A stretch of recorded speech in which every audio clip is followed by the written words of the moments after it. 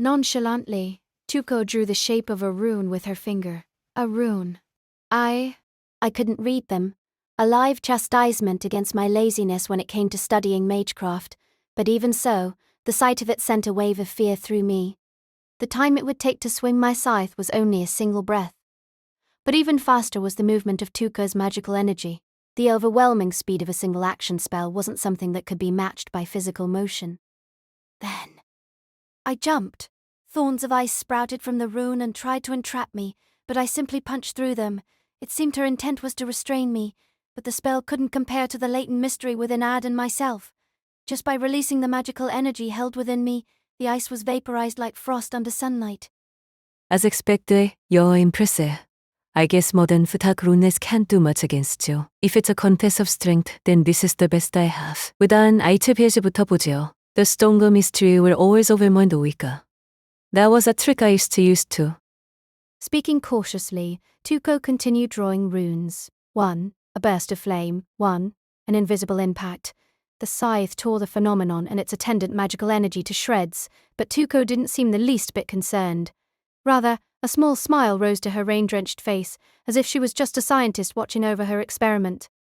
몇몇 다 보자마자. So, what bizarre bit of magecraft will you show me next, little genius? Without turning her face, she began to move. Without looking, she executed a flawless high kick, knocking away Flat, who had been attempting to sneak up on her from behind. Sent tumbling backwards, he struck hard against a tree, droplets of water scattering from his head as it impacted into the wood. Looking back at the boy who had been so cleanly knocked out, Tuko sighed. That was only supposed to be an opening move for the Battle of Magecraft. Did that really just knock you out? How one-sided is this? Frankly, I agreed with her. Even I had experienced those classes in the clock tower well enough. Strengthening didn't just affect raw muscle power, but it also enhanced reaction time and the sense of balance. It didn't, however, provide any augmentation to one's experience or judgment. No matter how much it may have enhanced Flat's physical attributes, it did nothing for his lack of skill in close-quarters combat. His running record of failing marks in his self-defense classes, enough even to get my master to chew him out, was something he only tried to compensate for with raw strength. At any rate, thanks to that, our options had thinned. At this rate, even buying time. A drawn-out fight would put us at a disadvantage. Someone like her would probably have any number of trump cards, but I only had 1 or 2 secrets left. On top of that, this wasn't a situation where I could fully exercise those secrets. As such, the only thing I could do was press the advantage I should have in physical ability. My legs spun. Keeping my eyes on Tuko, I used the force of my spin to bring a diagonal slash down. Ad had already absorbed all the magical energy he needed from the atmosphere. Compared to when I was fighting that cat, I was many levels higher. At this point, the amount of magical energy circulating through my body had reached critical levels. Though I didn't have the slightest intention of mercy, the scythe stopped just before making contact. It wasn't a rune.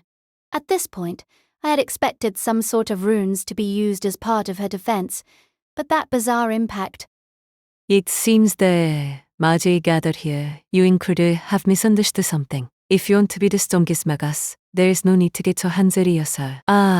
Perhaps that El-Melloi II understands after all. It was probably the greatest reason why he survived his previous war. Even though we were basically in contact with each other, her voice seemed incredibly far away. At some point, Tuko had taken out a bag and was now holding it in her right hand. The bag, which seemed even too large to effectively be used for traveling, opened to reveal nothing but empty blackness. Even my strengthened perception couldn't pierce through that darkness, like the black itself had become something solid within the bag. Within that darkness, there were 2 eyes. I was frozen. At last I understood why my scythe had stopped. Tuko hadn't done anything. I was just afraid. Somewhere deep inside, I understood the monster that was hidden within that bag. That's right. Doesn't the shape of that bag remind you of something? Too large to really be called a bag. It was a cube. Just like Ad, it was a box, within which was hiding some sort of mythical creature, wasn't it?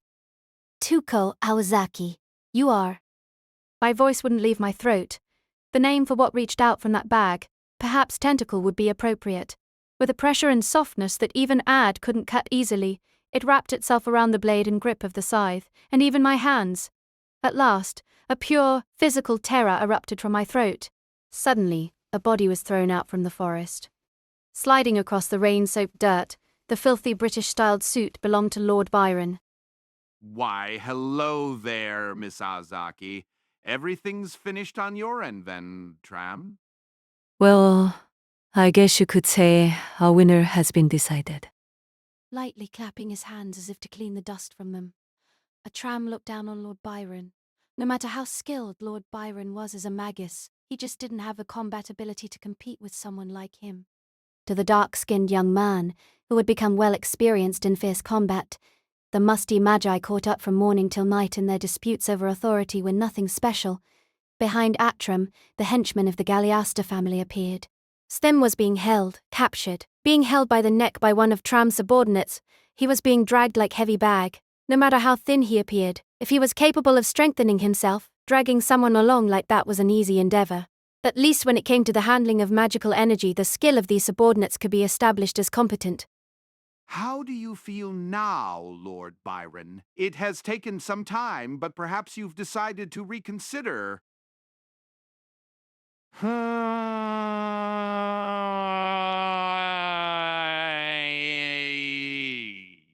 Jeez. Do all of you have mold growing in your heads or something? At any rate, he understood that Atram had the freedom to grill him at his leisure, and that the interrogation would begin whenever the mood struck him. As if bored at the sight of the proud British gentleman struck down, Atram called out to Tuko again. More important is you, Miss Awazaki.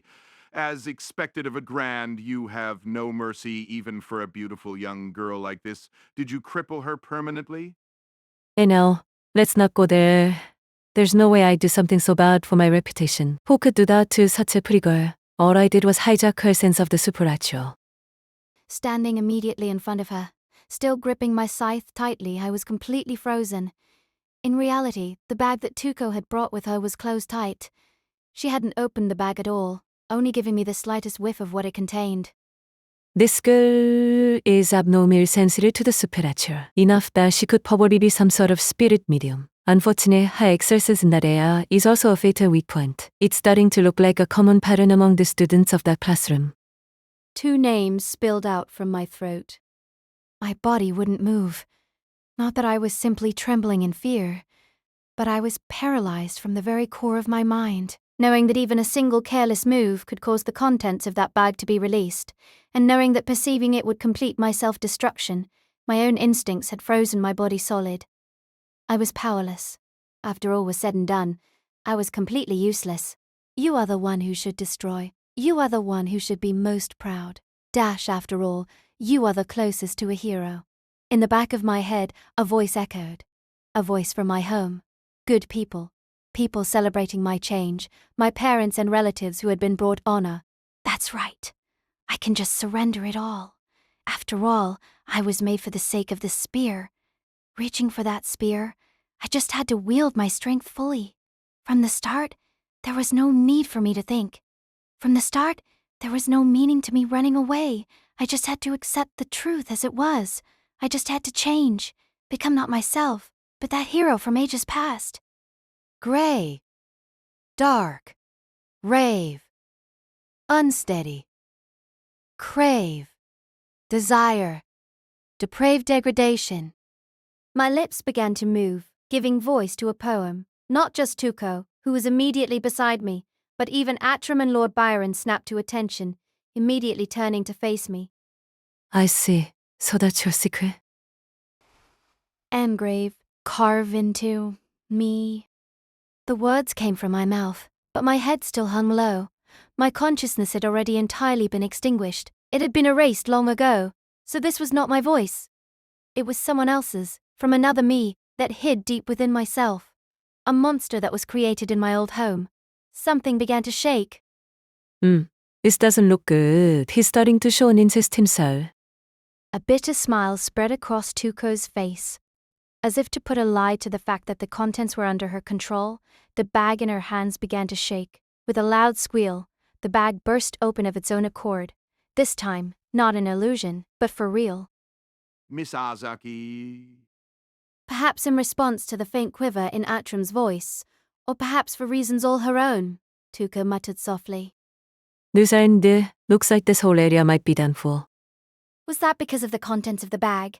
Or a grave dig one for you? Magical energy began to spin. In accordance to the contract sworn between Ad and my own body, the process had begun. Reconstruct the environment, flesh and bone reborn through magical energy. Simulate the factor of the phantasmal species that Hero claimed in their heritage. Tuko's eyes flashed to the side. Stay out of this. You think this is something we can just ignore? A small pot appeared in Artram's hand as he shouted, magical energy and electricity combined, and from his fingers leapt the lightning born of that union dash, but my body, and the spear it held, were already reacting to that aggressive will, and a pulse of magical energy resounded. My lips moved, as if uttering the words off a horrible curse. My voice rose. Holy spear, come forth. An instant, and a different voice spoke. Ex homo, behold the man. As expected, I couldn't move my body at all. Nevertheless, all that stood in that place witnessed her. That ritual was a cause of 3 people. Pivoting on that trinity was a certain girl with mystic eyes. Rhines, focus your mystic eyes. At the sound of her teacher's voice, she brought the spell to fruition. The reason her eyes overheated so quickly was thanks to the immaturity of her brain and magic circuits. In short, the development of her brain and magic circuits hadn't caught up to that of her mystic eyes, causing them to overreact in response to their use. Right now, however, that was something to be thankful for. Due to that overreaction, the girl's precision and magecraft had become prominent. With each touch from Islo, the dress was reconstructed. With each word from Mayo, the concentration of various substances within the blood and the presence of neurotransmitters was altered, bringing it back to life. And when those things had reached a perfect harmony, the girl activated the ritual, calling out in a loud voice, Ex homo, behold the man. Time stopped, position lost all meaning. It appeared as if the rigorous certainty of space and time itself had been lost. Never mind the magi gathered, even the animals and insects of the forest. No, even the earth and rain felt the impact of that essence. If evolution meant the optimal adaptation of one to their environment, then it was a conclusion of form and measure that threatened the end of the world itself. It was... the word didn't even come to mind. Among the imperfect languages allowed to man, one had to admit there was nothing that could contain what they saw. It was said there was once a sealing designated magus who used the unified language. Master of Babel, words which allowed no mistake, to which the entire world, living or not, could not but obey. Her was much the same, a purity that reached into the depths of the root itself. The Princess of Gold, who was supposed to have died, stood now in the middle of the forest. It wasn't a simple loss for words. To those magi who had been moments earlier pushing themselves to their absolute limit, engaging in a contest of souls that overshadowed any other kind of conflict, it was all they could do to just remain standing. It wasn't just that. Ad is... I said, looking at my own hands, though the scythe had been about to reveal the spear that was its true form, it had instead reverted. The case files of Lord El-Melloi II, cast by Artale Studio. Please subscribe to our channel if you enjoy listening. Kamitsu, Once again, the bag in her hand was shut tight. What was that? Never mind the lightning Atram had attempted to unleash. Even the storm clouds that had choked out the night sky had been driven away. The weather manipulation magecraft brought about by dozens of magi working in concert was stripped away like it was no more than a thin sheet of paper, that which belongs, to where it belongs. When that ultimate had appeared, all unnatural, imperfect magecraft returned to nothing. It was an act that rivaled the parting of the sea by a certain prophet in his efforts to lead thousands of people out of Egypt. At the same time, it was a repeat of the same event that had occurred the day before. After a short few seconds, the miracle was over. Standing before them was not the slain Princess of Gold, but the Princess of Silver. Projection is it. In order to accomplish greater acts of magecraft, it was the transforming of magical energy into a perfect image to use as a substitute for materials that could not be obtained. A simple magecraft that only persisted for a few minutes at best. At higher levels, the amount of magical energy it consumed became enormous, so it was a skill few magi dabbled in. But just now. My master, who had appeared alongside us, gave a small nod as he spoke. Good catch. On top of the canvas that was the Princess of Silver, the image of the Princess of Gold was projected by my student, Rains. Huh, with you devising the spell, and preparation all done by the two El-Melloi and Magi, I feel like there's not much for me to be proud of. Rhine said, her lips twisting as she pressed a hand to her eyes. Appropriate for having just accomplished an act of great magic, Mayo and Islo stood behind them with haggard faces. Under normal circumstances, reproducing the end result of Iselma's magecraft, the Princess of Gold herself, by something like projection was absurd. However, when her twin born of the same magecraft was added to the mix, the act became barely possible. Of course, without the precise maneuvering allowed by Rainie's mystic eyes, and the assistance of Mayo and El-Melloi in reproducing the inner and outer forms of the Princess of Gold, it still would have been well beyond them. Grinding his teeth, Atram spoke up in challenge. So, you think surprising us for a moment is enough to make us stop? Oh, stop bluffing. Magecraft is made up of the belief one can enact change in the world, and concentration sufficient to actualize that change. Even closing my eyes makes the image of that face reappear in my mind. I doubt I'd be up to using anything about castle-level magecraft for 2 or 3 hours. Tuco bluntly explained her own situation. Though it felt like the kind of thing that should have been fatal just to hear, this woman just dropped it like it was nothing, without even a hint of bravado. As for me, my body still just felt heavy, master. Just as I felt myself collapse forward, I also felt someone grab me. The scent of cigar smoke and the sensation of his leather coat filled me with relief. I'm sorry. I only asked you to buy us some time, but even that was unreasonable, wasn't it? Really, I'm sorry. I'm also prepared. It's time to reward you for your actions. From right beside me, I heard the repeated apologies of my master. Holding me up with one arm, he turned his gaze to that woman. Miss Azaki, it seems your will to continue this is gone. But what will you do now? I guess that means I'm open to negotiation. Anyways, now that you've seen that, you understand, right? For a moment, Tuco remained silent.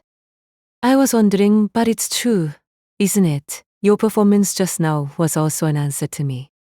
I believe it's just as you imagine. I didn't understand at all. My master asking if she understood, Tuco declaring that she did. I just couldn't keep up with what they were talking about at all. Though they were speaking the same language I knew, it was like they were talking in a code that only the two of them understood. However, I did recognize that some sort of accord had been reached between the two of them. And this is just my guess, but I suspect the reward you rushed for this was 미성노, right? I get what you want to say, so don't ruin it for me. Though at this rate, it looks like I've been tricked. Well, it's not like I was lied to. Maybe I was just jumping to conclusion. For some reason, her words seemed somehow strangely energetic, as if she was caught wonderfully off guard by the twist in a movie she was watching. Her expression was bright with admiration. Once again, my master's gaze shifted. Atram galliesta primero presume? What do you want, Lord? The dark-skinned young man bit back, his tone bearing not a single trace of the respect present in the title. Ignoring the disrespect, my master spoke. Would you kindly return my students? What? Who do you think you are? This boy tried to kill me, you know. Even if you're a lord, do you think I'm just going to kindly forget that for you? Both Svin and Flap were unconscious and currently being held by Atram's subordinates. While most of them were still awestruck by the projection of the Princess of Gold, that didn't mean we could so easily overpower them. I know what you want here. It's not like I'm particularly hiding it. Rather, it would be strange if you didn't know. Unlike with Tuco, Atram was showing a bizarre kind of emotion when faced with my master. Though it should have been the first time they had ever met, in some small way, the air between them seemed strangely antagonistic. After waiting a breath, my master continued. Last month, you and Iselma competed at auction over the relic of a certain heroic spirit. At those words, my breath caught. I remembered. Shortly after being invited to come to the Twin Towers of Iselma, Rhaenys had said something similar to my master. Dash, come on, You haven't given up on joining the Fifth Holy Grail War as the association's representative, have you? There seems to be one spot already taken, given to some newcomer who forked over a lot of money for the privilege. What if that newcomer was El-Melloi? In that case, the fact he was after a relic was to be expected. The Holy Grail War was a great ritual in the Far East, where magi summoned a heroic spirit to fight for them. Of course, acquiring a relic for their desired heroic spirit was all but necessary. For example, if one wanted to summon a heroic spirit that wielded a particular holy sword, one could use that sword sheath as a relic. Or so I was told. So? If my suspicions are correct, threatening Lord Byron won't accomplish anything for you. After all, he doesn't know the location of the relic. What? Atram glanced toward Lord Byron, who was lying in pain among the trees. Lord Byron said nothing, denied nothing. In his place, my master continued. However, I can tell you where that relic is. So, in exchange for letting your students go, you'll tell me your clever little deductions, and I'll just listen quietly and respectfully. Perhaps I should remind you, I have the combat strength here to choke the life out of you and your students here without breaking a sweat. It won't be that hard for me to force it out of you regardless. I can promise you at least that much. On top of that, if my deductions are incorrect, I can promise you a relic even greater than the one you're aiming for. What are you talking about? I know the situation of the El-Melloi family quite well. There's no way you could prepare a relic greater than this one. Not unless... At that, his words stopped, the words my master had said, and the possibility they opened finally got through to him. No, it wasn't just him. Even I felt the meaning of those words suddenly press down on me like a heavy weight, a meaning so full of despair, even imagining it threatened to break my heart. Master. But, as if he didn't hear my voice, he only looked over to his sister. That's all right with you, right, Rhinus?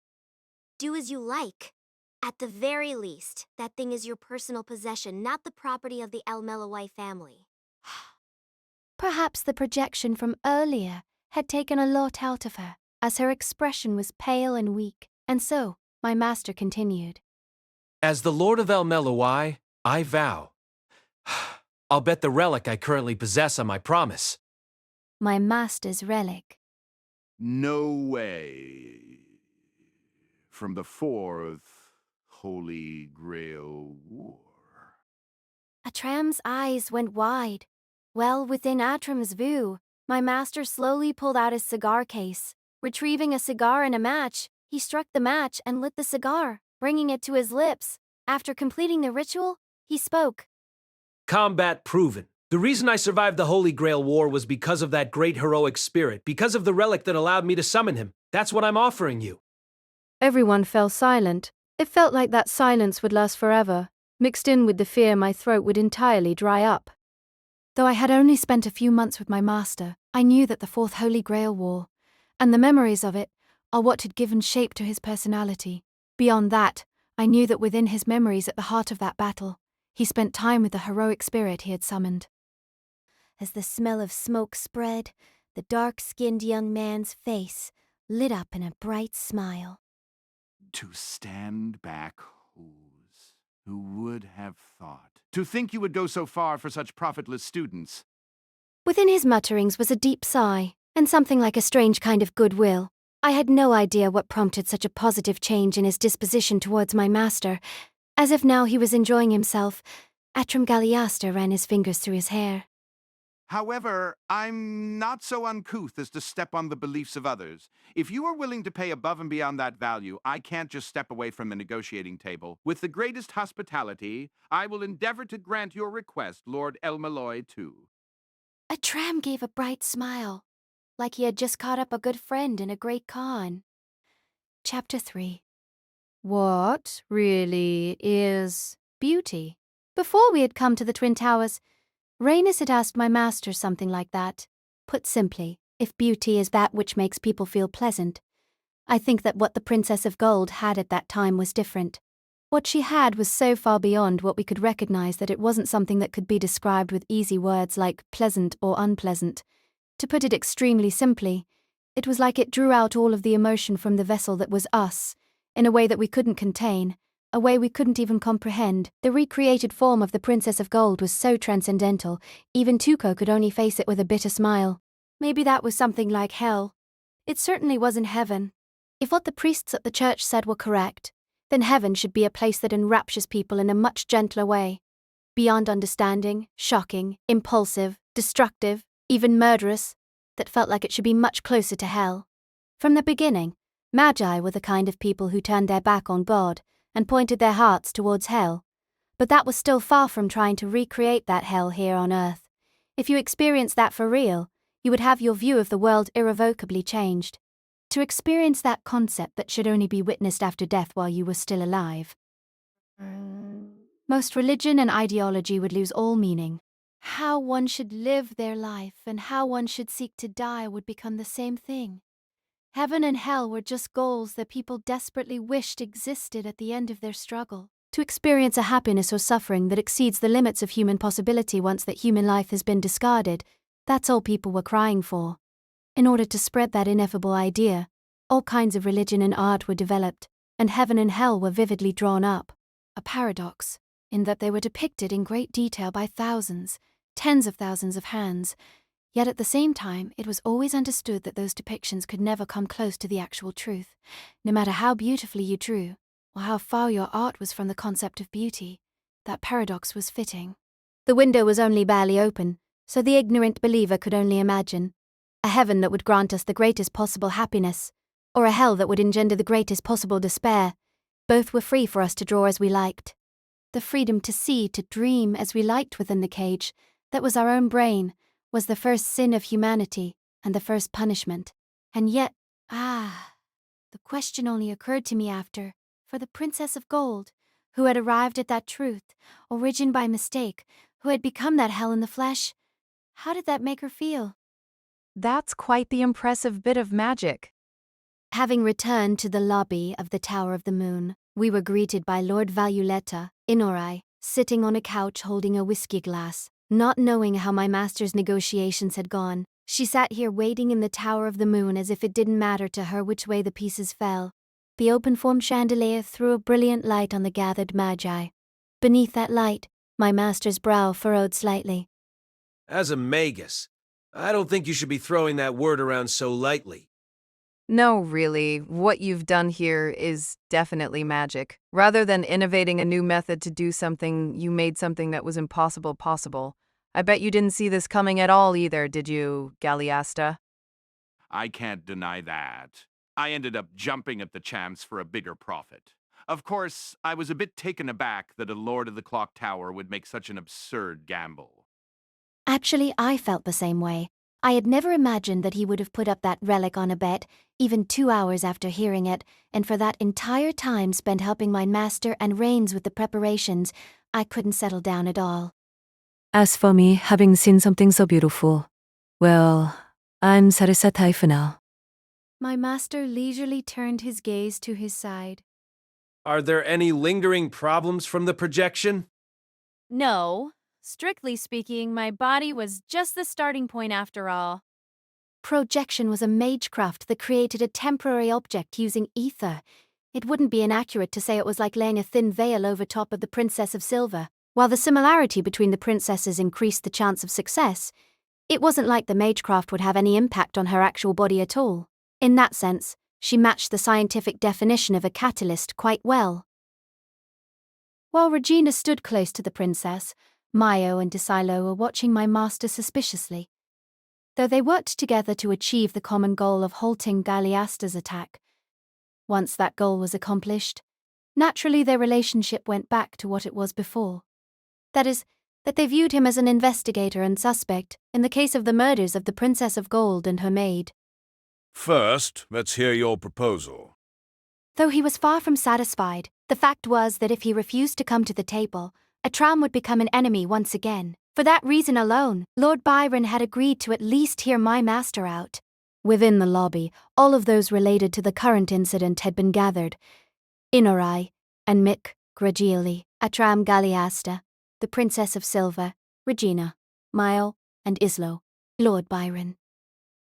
Along with my master, Rains, and myself, that made 11 people in total. About an hour ago, Svin and Flat had regained consciousness, and heeding my master's wishes, left us for the time being. On top of that, a select number of the men Galeasta had brought in their attack were now surrounding the area on watch. Those outside the tower were waiting on standby, no doubt ready to break in without hesitation should things turn out poorly. So, Lord El-Melloi II, you said you would grace us with your great deductions once we had everyone gathered, did you not? I never said it was deduction, just speculation. At any rate, there's no logic to follow. As always, my master spoke with a kind of bored tone, adding such comments as if they were nothing. For him, though, that should have been quite important. The ironclad rule of incidents involving magi that he would often espouse, there is no meaning in the how done it or how done it. The only thing you could rely on is finding the why done it. But if we were unable to solve the case this time, the loss wasn't something that could just be described with words like great. As far as the authority of the El-Melloi family, my master couldn't have cared less, but the relic he had put up to gamble with this time was different.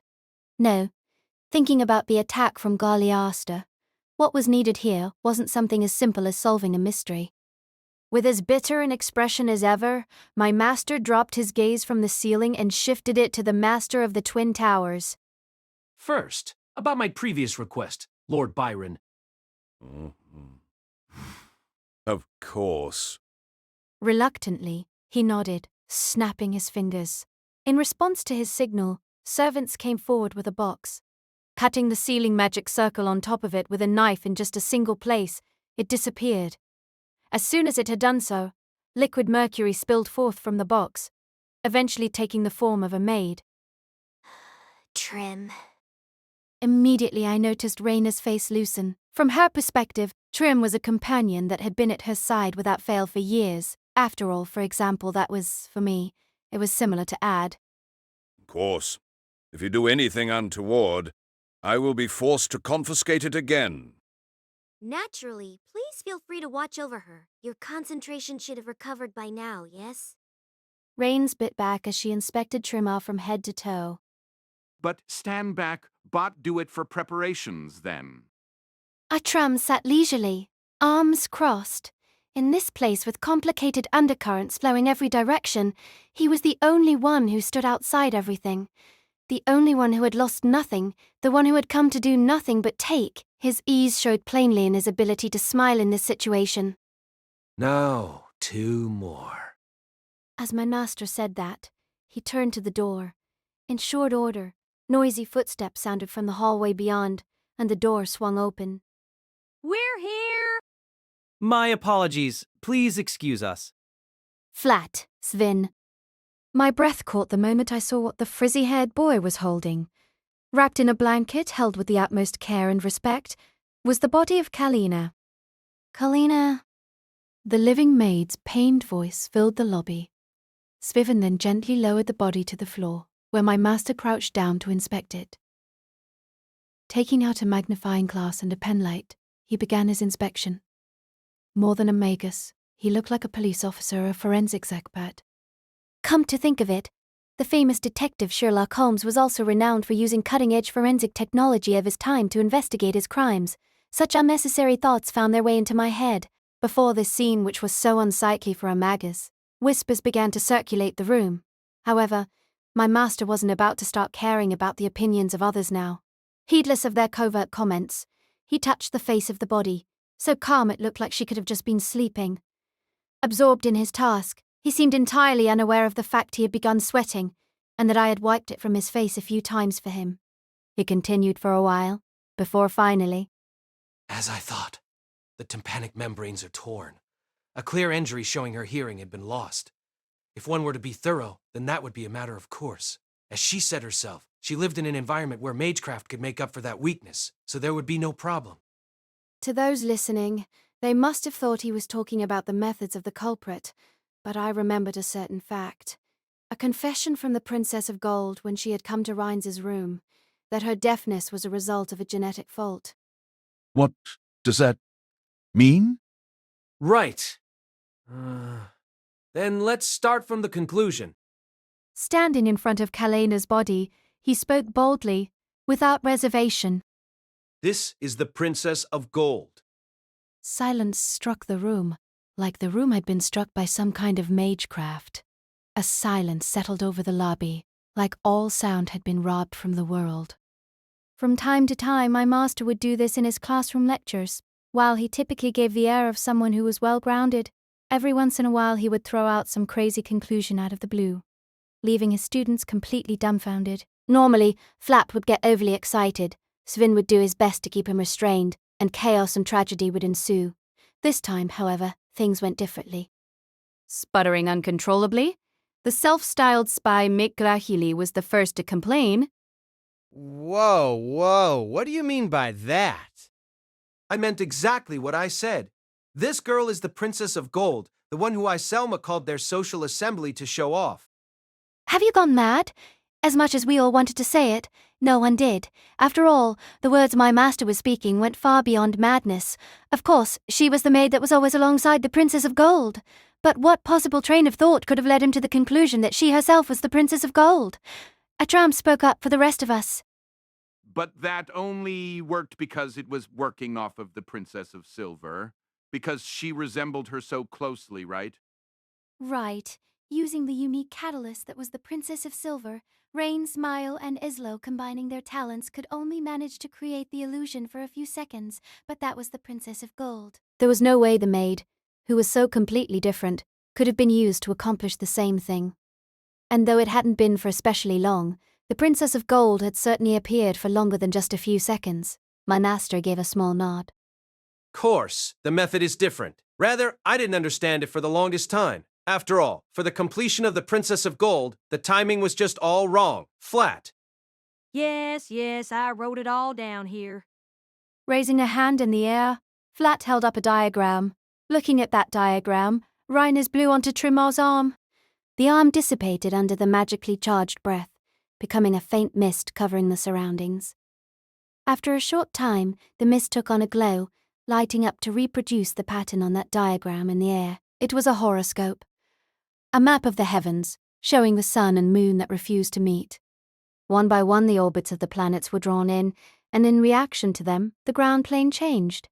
The fact the map didn't take into account the veracity of the heliocentric model, the fact it didn't draw the orbits of the planets strictly accurately, was because what was important for magecraft was not the scientific understanding of the planet's movements, but the data recorded by observations of those movements. Considering the caliber of those gathered here, I'm sure you all already know the current state of the constellations. Iselma's magecraft, the building of the towers of the sun and moon, has been modeled with great precision after a spell built on the sun and moon. But if the talisman Iselma and Galiasta were fighting over was used to perfect the Princess of Gold, then the timing just doesn't make sense. While Iselma acquired the talisman roughly a month ago, the sun and moon haven't been in an auspicious alignment for several months. So saying, he pointed to the sun and moon in the floating image. In the first diagram, 2 stars were in the same place, while in the next they stood opposite each other. The best possible would be an eclipse at noon, a conjunction of the sun and moon resting in the same place. Second best would be the sun and moon standing opposite, with Saturn, the star governing the art of creation, standing at 120 degrees. But neither of those have occurred in the past month. You, having long surpassed rage, Lord Byron's face had started turning sickly dark. Right now, my master's explanation was akin to a polite dismantling of the Iselma magecraft. However, recklessly protesting now would just be confessing the truth of my master's words, making him an accomplice in its destruction. Never mind Galiasta's violence. My master's words alone were sufficient torment. But if something else took the place of the sun in the formula, there would be no problems. Oh, and what could have taken that place? Completely absorbed, a tram leaned forward as he spoke. My master responded with the utmost politeness. In the exercise of magecraft, it is sometimes possible to exchange the position of the sun for one of the other planets. Venus is probably the most popular choice. After all, it is the brightest star in the sky. For this reason, Venus was feared as a god of ill luck in the Far East, and was even associated with the fallen angel Lucifer in the Bible. The morning star, the evening star, and the name Venus itself has roots leading back to the goddess Ishtar of Mesopotamia. As the star presiding over the concept of beauty, it would serve as a perfect replacement in this case, wouldn't it? Lord El-Melloi II, I don't understand how the issue of the talisman and this are connected, but if this is the Princess of Gold, what was the corpse of my sister that we all saw? I believe it's even still in her room. Though of course magecraft was laid over the room to preserve both the scene and the remains that lay within it, the Princess of Gold's body had been basically left as it was. My master's response was calm and collected. Course, that's the real Princess of Gold, but it wasn't the one that was shown at the social assembly. Even I tilted my head to the side, confused. The more he spoke, the less I understood. He wasn't revealing the whole picture to us, only giving us a single clue at a time. So far, I was completely unable to assemble those clues into something that made sense. But of course, not everyone was as incompetent as I was. I see. Inner Eye's lips curled into a smile as she listened, lifting her freshly filled whiskey glass to her lips. The one who was the same as my master, or rather a true lord unlike my master, had her face light up as she understood what my master was putting forth. It was just cut up at random, wasn't it? Well, I can't say I'd do anything differently in their shoes. Precisely, my thought. The actual Princess of Gold died long before the social assembly. That fact only came out after the display when the preserved remains were discovered by accident. What? What on earth are you talking about? There's no point in keeping it hidden even now, is there, Lord Byron?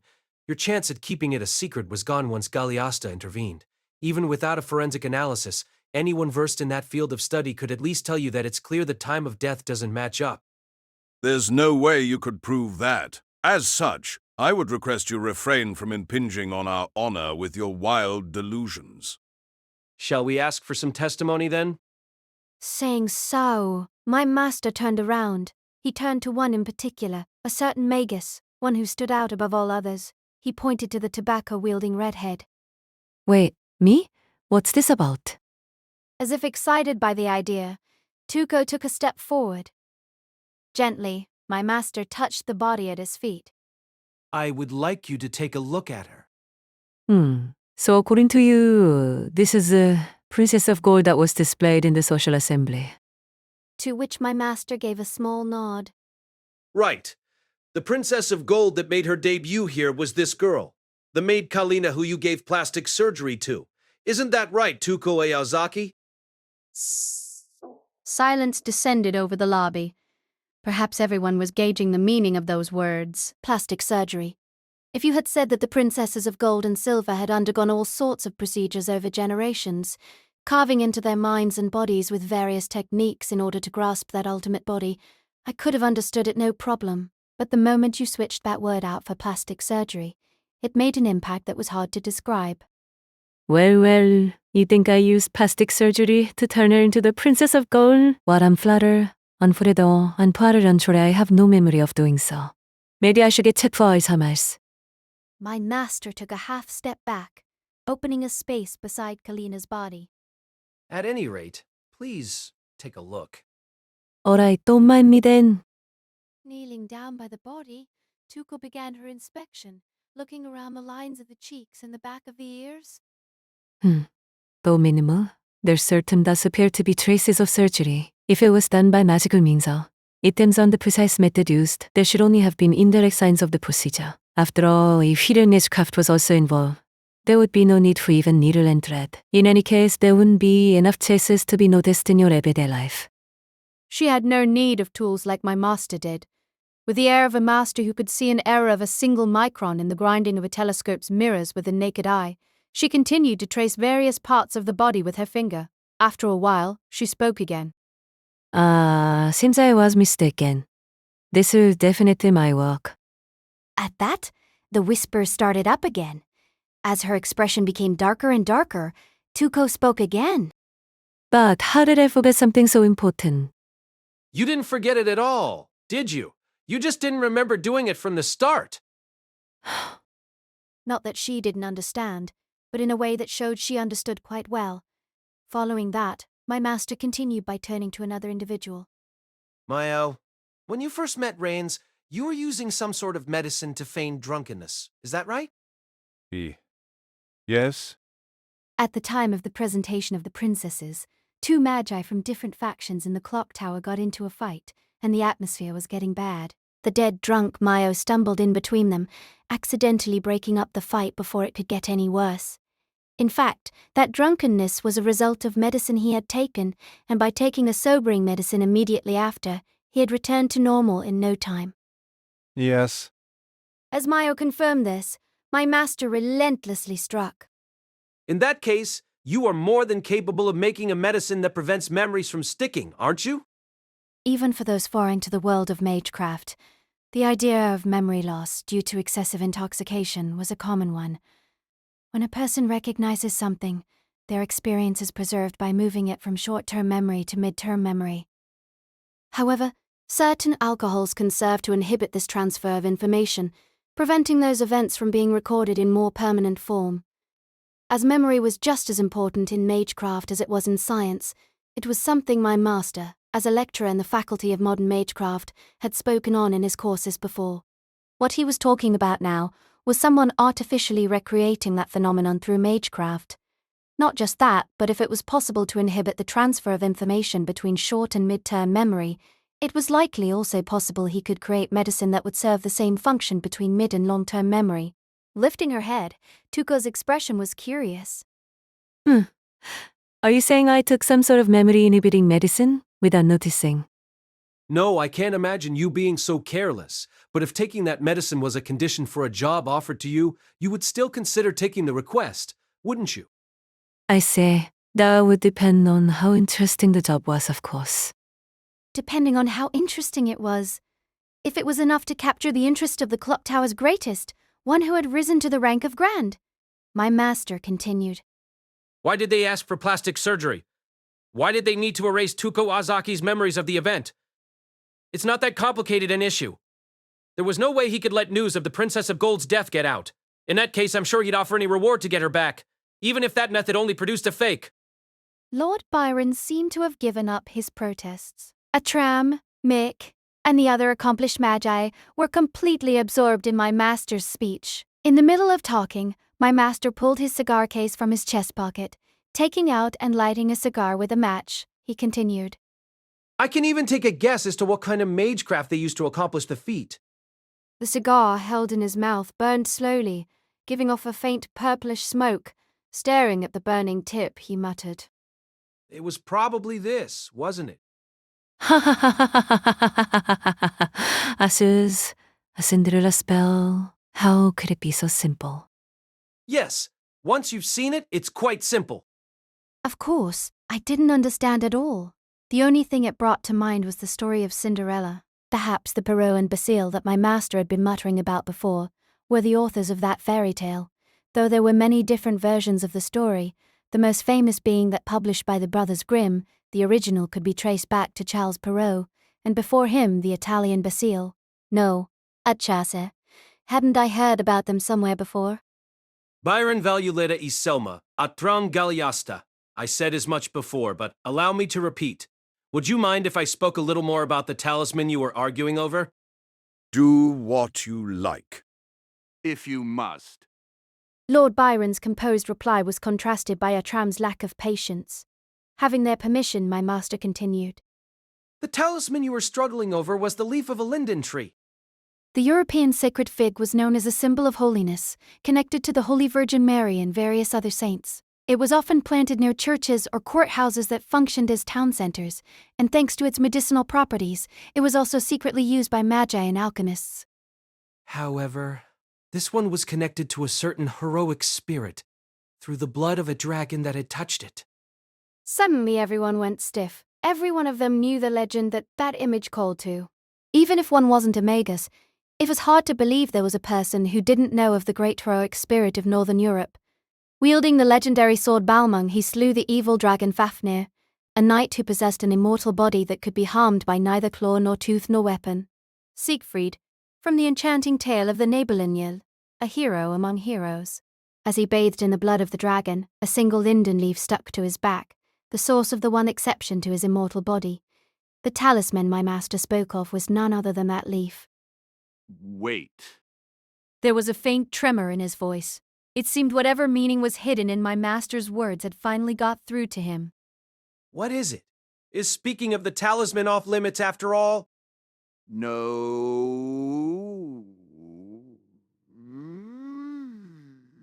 No, you don't mean... Right. Even if only once, a leaf drenched in the blood of a dragon would never wither or rot. However, there are magi who could use unconventional means to burn it, making it into a single-use catalyst. The silence that followed his words felt different from those before. It was like the silence of hearing someone had wantonly destroyed a precious treasure. Not that they didn't understand the value of the thing they were destroying, but like someone with particular authority in that field had, knowing full well what he was doing, proactively incinerated an object of unspeakable worth to the world. With an expression like he was choking, Atram turned to Tuco. But not just him. A sharp sound rang throughout the room. Eyes wide in shock, Lord Byron had let his cane fall to the ground. Impossible, Miss Ozaki. Even if it was you, there's no way. If Atram was choking, then Byron looked as if he was begging. For a man who had devoted his entire life to art, seeing that art smashed to pieces before him, perhaps there was no other expression possible. Nah, if it was me, I would. 네. See, using a leaf soaked in dragon's blood in a Cinderella spell. It's the perfect definity, don't you think? The myth of Siegfried is less of a man becoming immortal and more of him being reborn as an immortal hero. The comparison to Cinderella is in better. Makeup and dress-up are definitely their own kinds of magecraft. From there, plastic surgery is just another step along the path. A linden leaf connected to the rebirth of a person into a hero is a talisman that's almost too perfect. The fact I don't mean this at all is driving me crazy. At that, as if suppressing more laughter, she pressed a hand to her mouth as her shoulders began to shake. The arrayed magi, even Rhiners and Flat, stared at her in astonishment. Even for him, a magus, well outside the realm of normal, Tuco's actions seemed unprecedented. Even I, who was a complete outsider to the ways of magi, couldn't avoid the shock of that revelation. Because even I had been born alongish this box and chained to the past from the beginning. Even I had been taught that blind obedience to the past was a given. Maybe because I guessed her answer correctly. Or maybe there was some other reason. Why? Why? Miss Awazaki, that was what you demanded as your payment. Why would you use that yourself to fulfill my request? That's just going too far. Oh, is that how it was? Thanks for getting me something so valuable then. I don't remember it at all, but if the Lord's speculation is correct then I can understand why I did it. I took the job because it sounded interesting. But if the level of materials and funds provided is lacking, that will show clearly in the finished product. So it only makes sense to use my reward to ensure a result that's satisfactory. Pretty logical, don't you think? What? No one asked you to go so far. All we wanted was a way to get through that one night. Please, let it go. That's just who I am. Tuco smiled, an earnest apology from the bottom of her heart. Aside from the bitter smile on Lord Valuletta's face, the rest of us stood in shock. As a magus, what she was saying was definitely not wrong. That will to reach ever deeper into the abyss of magecraft couldn't be denied by any magus. But even if they couldn't deny it, I had to wonder how many could stomach Tuco's barbarism. At the very least, for those magi gathered here, each and every one of them was staring at Tuco as if she was some sort of incomprehensible monster. The one magus who wasn't taken in by the shock continued to speak. And with this, the stand-in we were talking about earlier has been found. Before he had said that Venus was used as a stand-in for the sun, but that wasn't just some word game. At the cost of such an important talisman, a grand-level magus had performed a great ritual that pushed even beyond her own skill, as a stand-in. For a spell to make the Princess of Gold more beautiful, the positions of the stars were wrong. But if the purpose of the spell was to turn another woman into the Princess of Gold, if Venus stood in place for the sun, the magecraft would function. The sun and moon in opposition, and Saturn, that governs creation, at the trine. But if Venus was standing in for the sun, the story changes. Even if it's standing in for the sun, the fact that it's actually a planet doesn't change. In short, you want the moon, Venus, and Saturn to all be on a trine, each 120 degrees apart. At a signal from my master, Rains moved a hand, causing the projected image of the stars to shift. From the horoscope we saw earlier, to a map showing the positions and movements of various stars. Seeing the new map, a number of magi in the room gasped as the meaning clicked. A trine. The moon, Venus, and Saturn all lined up perfectly at 120 degrees from each other. This point in time was approximately 1 month ago, lining up quite well with the time of the auction that saw Iselma acquiring the talisman. It was the other way around, though, wasn't it? Because of the positions of the stars. That's why Tuco asked for that linden leaf. That map, hovering in between us all, was the only proof the other magi needed to support my master's words. Wait. Was that maid actually the Princess of Gold that we saw? Then why did we see Kalina together with the Princess of Gold at the party, and even when we found the body of the Princess of Gold? At the time of the party, they were only being shown off from the balcony. A homunculus or a puppet would have more than sufficed. Even if magecraft wasn't involved, putting another servant of similar height and build in her clothes would have been sufficient to create the illusion. It would have been too suspicious if there was only one maid at the party, so it only makes sense Lord Byron would have that much covered. I remembered when Rhines and I first arrived at the tower. Once the carriage had arrived at the tower, the servants leading it had melted like mud. I didn't know whether that was the same as a homunculus or some other type of magecraft, but something like that could have acted as the maid from a distance without any problems. As for when the Princess of Gold's body was found, that's even simpler. Though the spell is effective, it doesn't persist for long. It's called a Cinderella spell after all. According to the fairy tale, the spell cast over Cinderella faded after a single night.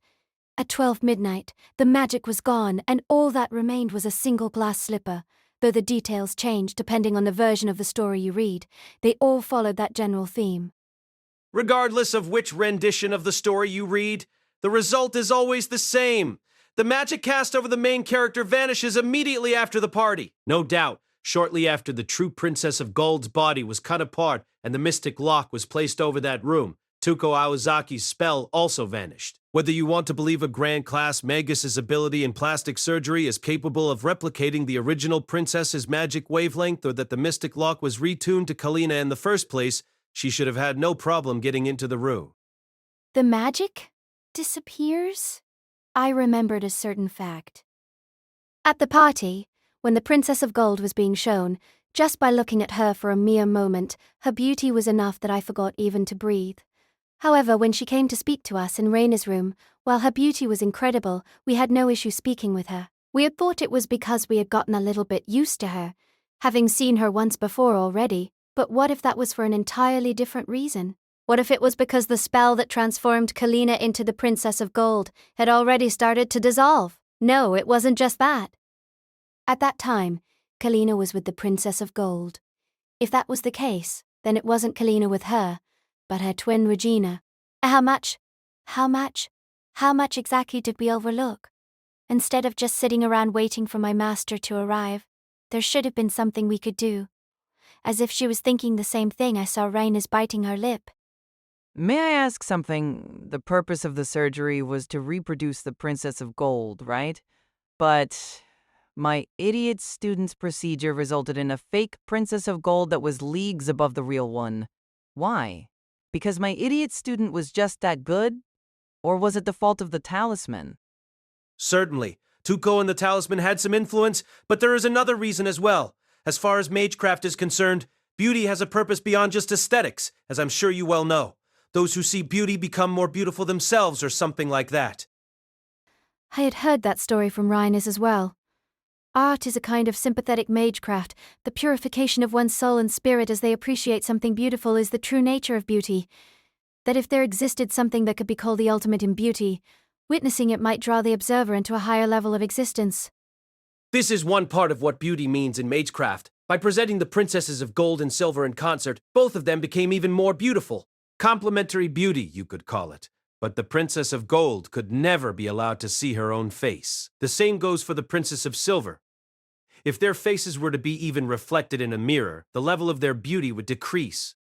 My master's words filled the lobby along with the smoke from his cigar. That's why, for a spell like this, a third person is necessary. What? Lord Byron groaned, as he stumbled backwards. Yes, the Princess of Gold had said so. But my father's methods have become inefficient. No, rather the stage at which his methods were efficient has passed. If that was more than just expediency but the actual truth, then Iselma's magecraft held a fatal flaw, and if that flaw led to their stagnation, it was only a matter of course that my master would discover it. It's really uplifting. After all, that's my master's. Seeing through the magecraft of others and guiding it to its proper form was the very skill that made Lord El-Melloi II an unparalleled lecturer of the clock tower. Sven snorted triumphantly, as if taking pride in his teacher. Course, even when it was decided to perform the surgery on Kalina, Lord Byron hadn't even entertained that idea. Flustered at the loss of the Princess of Gold, he just desperately sought to fill that gaping hole. In contrast to him, my master's expression remained displeased, as if being made to say all of this out loud was painful for him. Even so, the third person was acquired, and so the spell was perfected.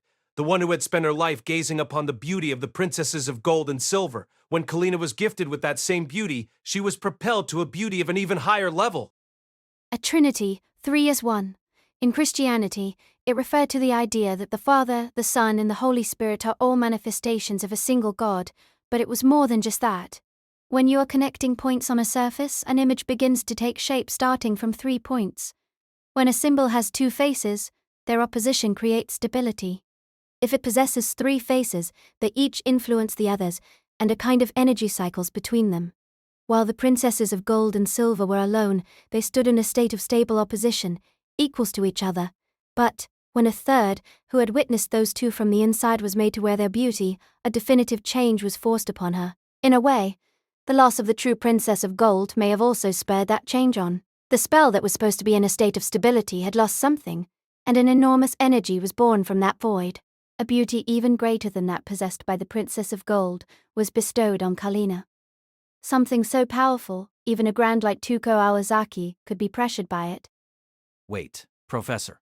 If what you're saying is right, shouldn't the Princess of Silver have ascended in her own beauty due to witnessing the new Princess of Gold?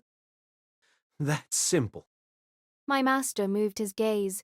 Looking at the Princess of Silver, he continued. Miss Estella, you're blind, aren't you? What makes you say that?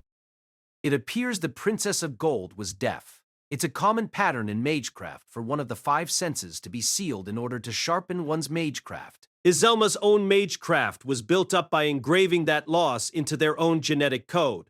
It was so important that Tuko's surgery needed to replicate that effect, robbing Kalina of her tympanic membranes. Come to think of it, the lack of mirrors in the Princess of Gold's room was done to match yours, wasn't it? Your daily lives were matched to the point of sleeping and eating, so it goes without saying that something as impactful on magecraft as the presence or lack of mirrors would also have to match. And if they were going to have to match one way or another, it's a lot easier to have no mirrors in either room than to add them to both. He removed the cigar from his mouth. The sound of teeth grinding filled the room. That manner of existence, of a magecraft that had reached the edge of its limits, that had become so stifling, was taken for granted in the world of magi. No matter how hard it was to breathe, there was nowhere for them to escape to, so there was no reason for regret. Even so, that must have been bearable for my master. Even though he was one of the only 12 lords of the clock tower, he had yet to adopt a life like that. Of course, there are any number of ways to overcome that obstacle in your daily life. For example, magecraft that emulates the echolocation of bats, among many other possibilities. But that doesn't change the fact that you can't see. As such, you weren't able to enter the same circulation of beauty that the Princess of Gold inhabited. Not just being unable to see, the circulation of magecraft itself was unable to reach her. Though, considering the one in charge was Miss Azakai, I can't imagine the possibility of this result was something she just overlooked. I don't remember, but I probably would have figured out as much. Oh, and by the way, the one who had asked me to eliminate the members of the El-Melloi classroom was Regina. The maid no longer showed an air of confusion. Perhaps she had had the time to resolve herself, having spent all that time listening to my master's explanation. She stood with her hands clasped in front of her apron, her gaze unwavering. What she offered in exchange was the secret behind the beauty of the Princess of Gold. So it was something like this, was it? I see. I guess you are lying though. You probably could have told me easily. You just never mentioned that there was a beauty that I would never have been able to take for myself. However, if that's how it's going to be, then I have no obligation to keep your identity a secret either. Suddenly, Tuko nodded. Everyone's gazes were focused on Regina. Then you are the one responsible for blaming the Princess of Gold's murder on me. In response to Rainer's question, the maid said nothing. Next to her, the Princess of Silver also had her mouth shut tight. Whether he had been taken completely by surprise by the situation, or he was still rattled from learning of the fate of the talisman, all Lord Byron could do was blearily look between them. Well, the Kalina that visited my room with the Princess of Gold must have been you as well, Mel. Go ahead and deny it, or even acknowledge it. Just say something. Or your master could say it for you, I don't really mind. As expected, the maid said nothing. With a cold expression, she stood unfazed by Rain's attack. A tram snorted with a sneer. Has our brilliant Lord El-Melloi II come up with some conjecture for this as well? I was wondering if I should just come out and say it. Of course. You're the one who made a big deal about taking on this case. It's the job of the detective to tear apart even the smallest mystery involved, isn't it? Perhaps still angry from learning the fate of the talisman, Atram Galiasta's previous eloquence had turned sharp. In response to that sharpness, my master's brow furrowed. As if shedding light on this case was a punishment for himself, he just took a drag on his cigar. With a puff of strongly scented smoke, he spoke slowly. The real Princess of Gold was likely killed as a byproduct of Iselma's research. Progress in Iselma's magecraft was already eating into the test subject's genetic nature, so if that was to be pushed far enough, death of some sort is more or less inevitable. As the Princess of Gold had said before, Iselma's magecraft had already failed. At this point, it was hardly a surprise that the result of that failure was death. However, Lord Byron didn't stop there. At least, not until the end of his display party. Though the original Princess of Gold Diadra had died, he invited Tuko Ozaki in, and through her efforts, Kalina was made into an even more successful case. As a result, the Princess of Silver and her maid Regina must have had to steel themselves as well. Because the Princess of Silver would eventually die as well. No, there's a bigger issue than that. After that party, many magi must have fought. With her, they could possibly reach the root. If the Magic Association heard that, then... Ah, because we had heard a similar story just recently. A talent recognized in a magus limited to only a single generation, unmatched and unmatchable in both their past and future. The answer, to preserve them forever alive. The greatest honor possible for a magus, so Lord Byron should have had no worries, so Estella should have had no reason to refuse. Strictly speaking, the Princesses of Gold and Silver aren't actually magi, so they may not qualify for a sealing designation. And even regardless of that, Iselma's research isn't something bound only to this generation, so it wouldn't apply anyways. But if the clock tower thought there was a possibility for the root to be reached, there's no way it could just leave it be. So, before running away, the Princess of Gold's body needed to be destroyed. I see. So after doing so, the Princess of Silver and her maid planned on fleeing. Is that right? That possibility had already been taken from them. No doubt Iselma needed to make that clear. Before news got back to the clock tower from the assembly and a judgment was reached, there was a need to show Iselma's research had had a crippling setback. Most likely. The false accusations against Rhines were likely for the same reason.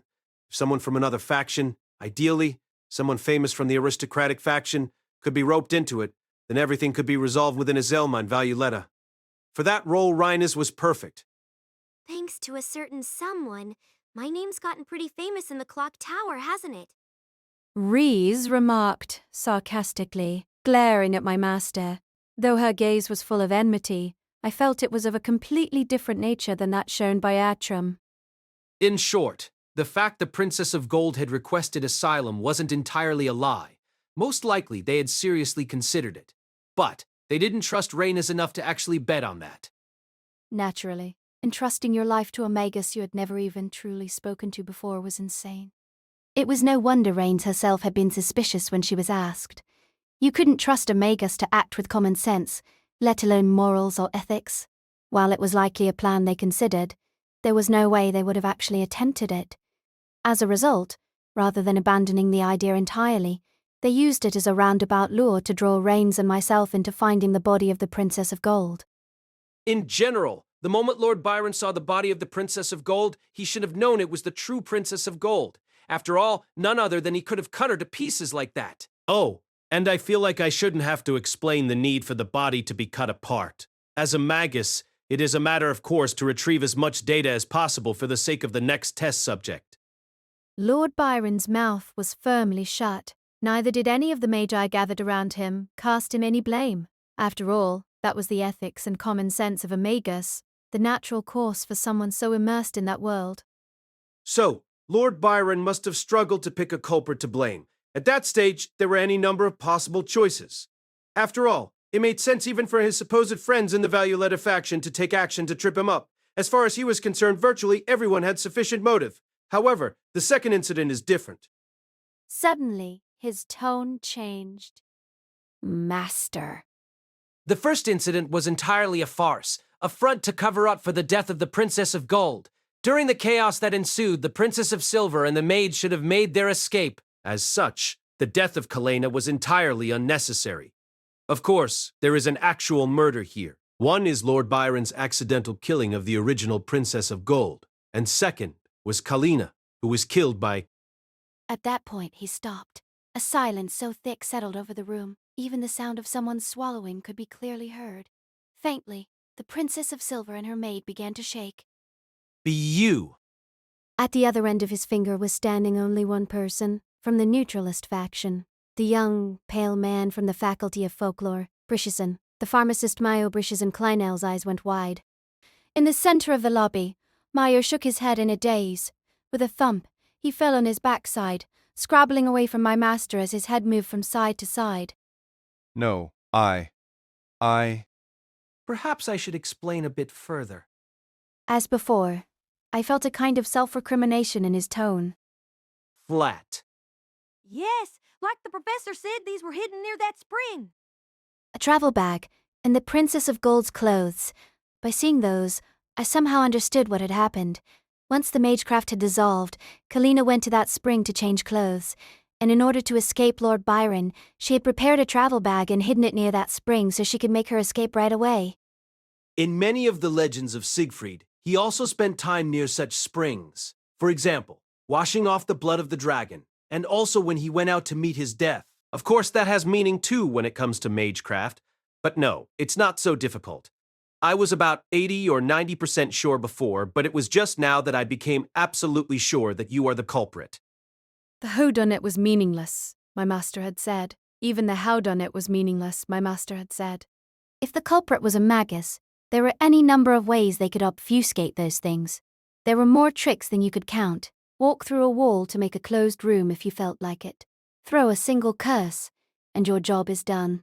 But why done it, however meager a finding, is the one exception to the rule. The only ones who could cover for Regina and the Princess of Gold are you and Iselma, correct? For the first time, at those words, the Princess of Silver and her maid began to waver. And the reason it couldn't be Iselma is Trimma. If it was the Grand Tuco Alzaki or Lord Valuetta, then putting a stop to Trimma would be possible. Even Atrim Galliasta might be able to accomplish that. No need to say might. The fact that he left it at that was ample evidence that he had no confidence he could stop the Mercury maid standing right in front of him. However, you two are far too specialized. For a weaver or a pharmacist, forget stopping her. They could hardly defend themselves. Stopping her completely would require an intimate knowledge of the formulas and construction of the mystic code. While my student Flat is particularly skilled at that, I guess, in reality it's a rather difficult thing to accomplish. At the very least, I certainly couldn't. For you, it would require a chance to see and inspect Trimma from up close. And as I heard from my sister here, apparently she did in fact let her guard down for a certain someone. I was nervous from being in enemy territory. Don't be so harsh, dearest brother. On top of that, adding the blood to Trimmal's hand was a step too far. There was just no need for it. Rhaenys was already cornered, a suspect for the murder of the Princess of Gold. That made me think the culprit behind the Princess of Gold's incident and Kalena's murder were different people. Then, actually... Looking at his childhood friend, his eyes seemed only to see a monster wearing an old friend's clothes. This time, the pharmacist denied nothing.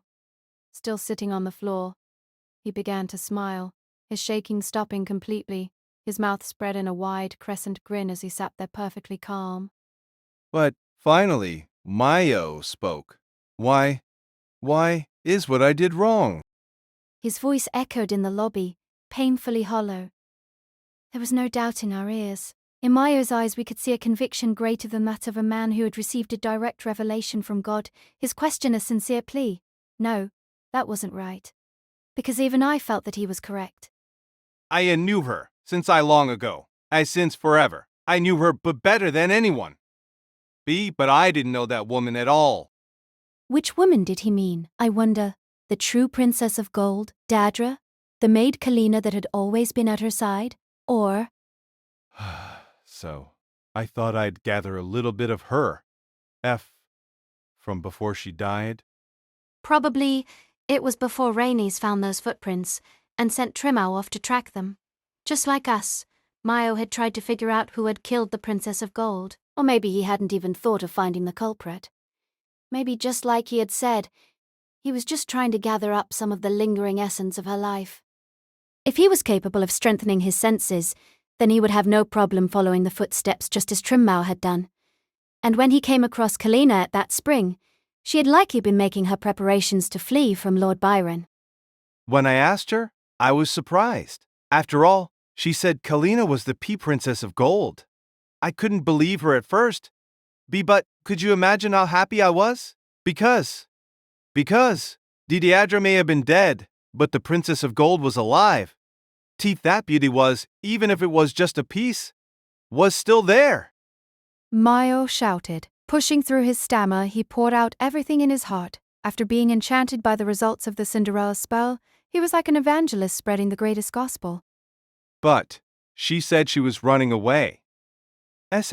She was going to run away from Lord Byron. She was going to take the Princess of Silver and Regina away from the towers.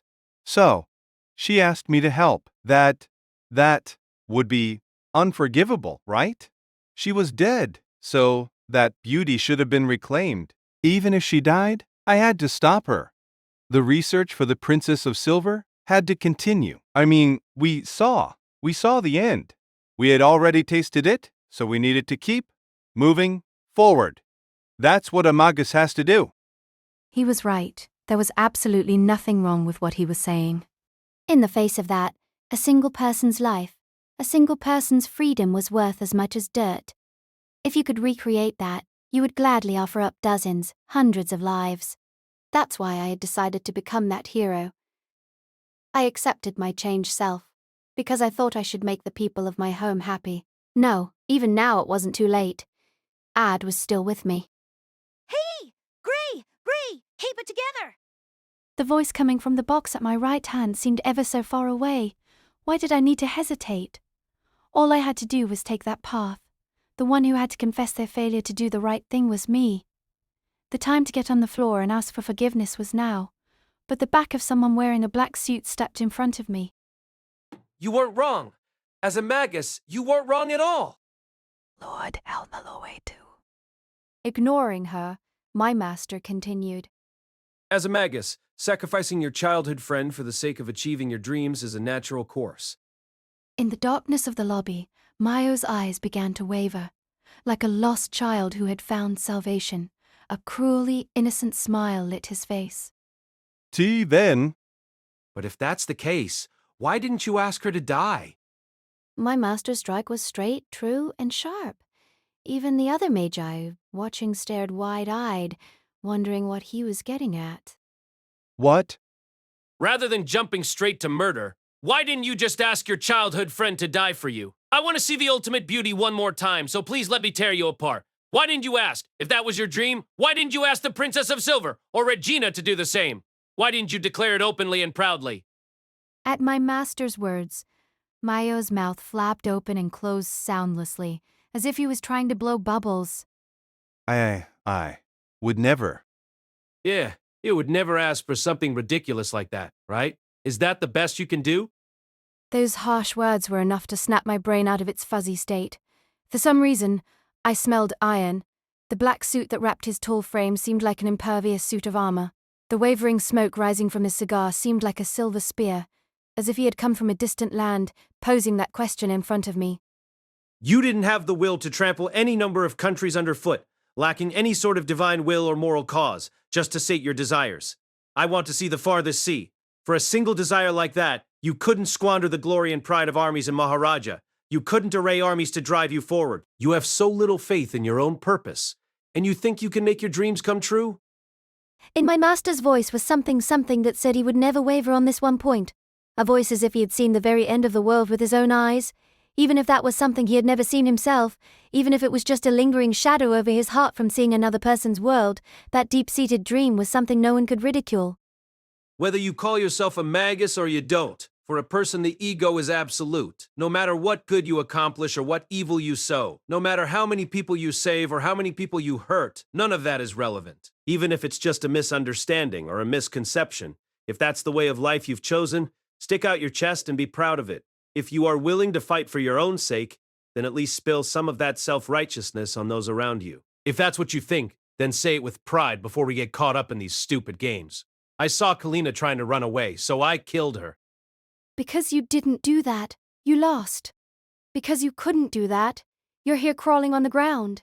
The meaning of his words cut deep into me. I didn't think that his morals were anything so great. For a normal person, let them be normal. For a magus, monster, amaguses, monsters, ethics, and common sense were fine. But both of those lived in him. In a way, perhaps it was to be expected. Magecraft itself was history, was ideology. For my master, who had dismantled all kinds of magecraft, his knowledge of the architecture of ideology had to be greater than anyone else's. Lord, regardless of bloodline or talent, one of the 12 magi crowned as kings of the clock tower. To Mayo's blank stare, my master spoke. Your ambition is nothing more than greed. The sentence was passed. Somehow I felt I heard the sound of the blade of a guillotine falling, now that a sort of calm had settled on the lobby of the Tower of the Moon. With an expression like the taste of his cigar had just turned sour, my master's gaze turned to the side. Why did you cover for him? As always, the Princess of Silver's face was unreadable behind her veil, but this time she finally spoke. Actually, we had intended to run away that night. We would have had Mayo not killed Kalina. So, why? You understand, don't you? You said yourself that you only understood the reason, Regina. In a beautiful voice, Regina answered. As her twin, though limited, I was able to feel her thoughts and feelings. But I was able to clearly perceive her thoughts before she died. Her desire to save Mayo. Since a young age, Mayo had eyes only for my sister Diadra. In the same way, Kalina had eyes only for Mayo. What was the best name for a relationship of that sort? Could you call it love? But did Mayo see anything past Diadra's beauty? After all, he so innocently rejoiced in the Princess of Gold's return when he heard of Kalina's transformation. Even so, did Kalina still have feelings for him? I couldn't understand. No, that had to be a lie. I did understand. After all, even for all those people in my old home who wished for nothing more than for me to become that ancient hero, I never could bring myself to hate them. I would lose to the rejoicing of the people there at some point, wouldn't I? At least so I thought. That's why we decided to cover for Mayo. That was all. Almost as if relieved, Tuco muttered. 인된, if you had us her to die, 심하라주스다네. I would also like to ask you, Lord Valuletta, regardless of the plastic surgery, you should have known something was up with the Iselma family. At the very least, you knew that the Princess of Gold shown at the party was a fake. No? Did I now? Well, I had my suspicions. The Iselma family was doing quite well, but they shouldn't have produced any results for another few generations. Then rumors started sprouting up about how they had skipped right to the end, to the point even my idiot student started poking her face into things. And so you let a Tramgaliasta go wild in an attempt to flush that out? Something like that. From her perspective, the sudden contact from Atram must have been a surprise blessing. Perhaps it was the presentation of the princess at the social assembly, or maybe Iselma's participation in that black market auction. Maybe even earlier than that. But regardless, something happened that necessitated a deeper look into Iselma's work. Her taking on Mick must have been for that reason as well.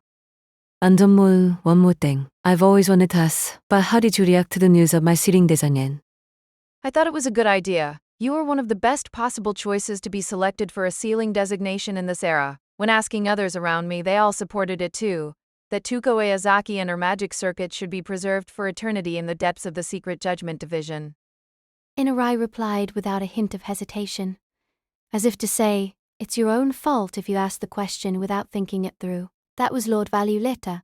The very human, large-hearted smile that she showed at the social assembly was definitely not a lie, but at her core, she was the ideal magus. If she believed it would lead to the development of magecraft, she would sell out one of her students to a sealing designation without the least bit of hesitation. The ideal lord, that was no doubt the ideal way of being for a lord of the clock tower. I figured as much. In the next moment, Tuko looked down at her chest. Sprouting there was now a green blade. Looking at it as if confused, Tuko tilted her head to the side. From inside Tuko's body, the root of some strange plant was now protruding. I did it. As if he had suddenly grown old. Over the past few minutes, Mayo had grown to look extremely exhausted. Now, he held a bottle of medicine in his fingers. Ah, the drug, 이제. Did the memory-blocking drug Tuko was forced to take have something else mixed in? Most likely, some sort of plant that responded to some chemical in the air with sudden explosive growth. Ha ha ha ha. Ha ha ha ha. What good is a grand?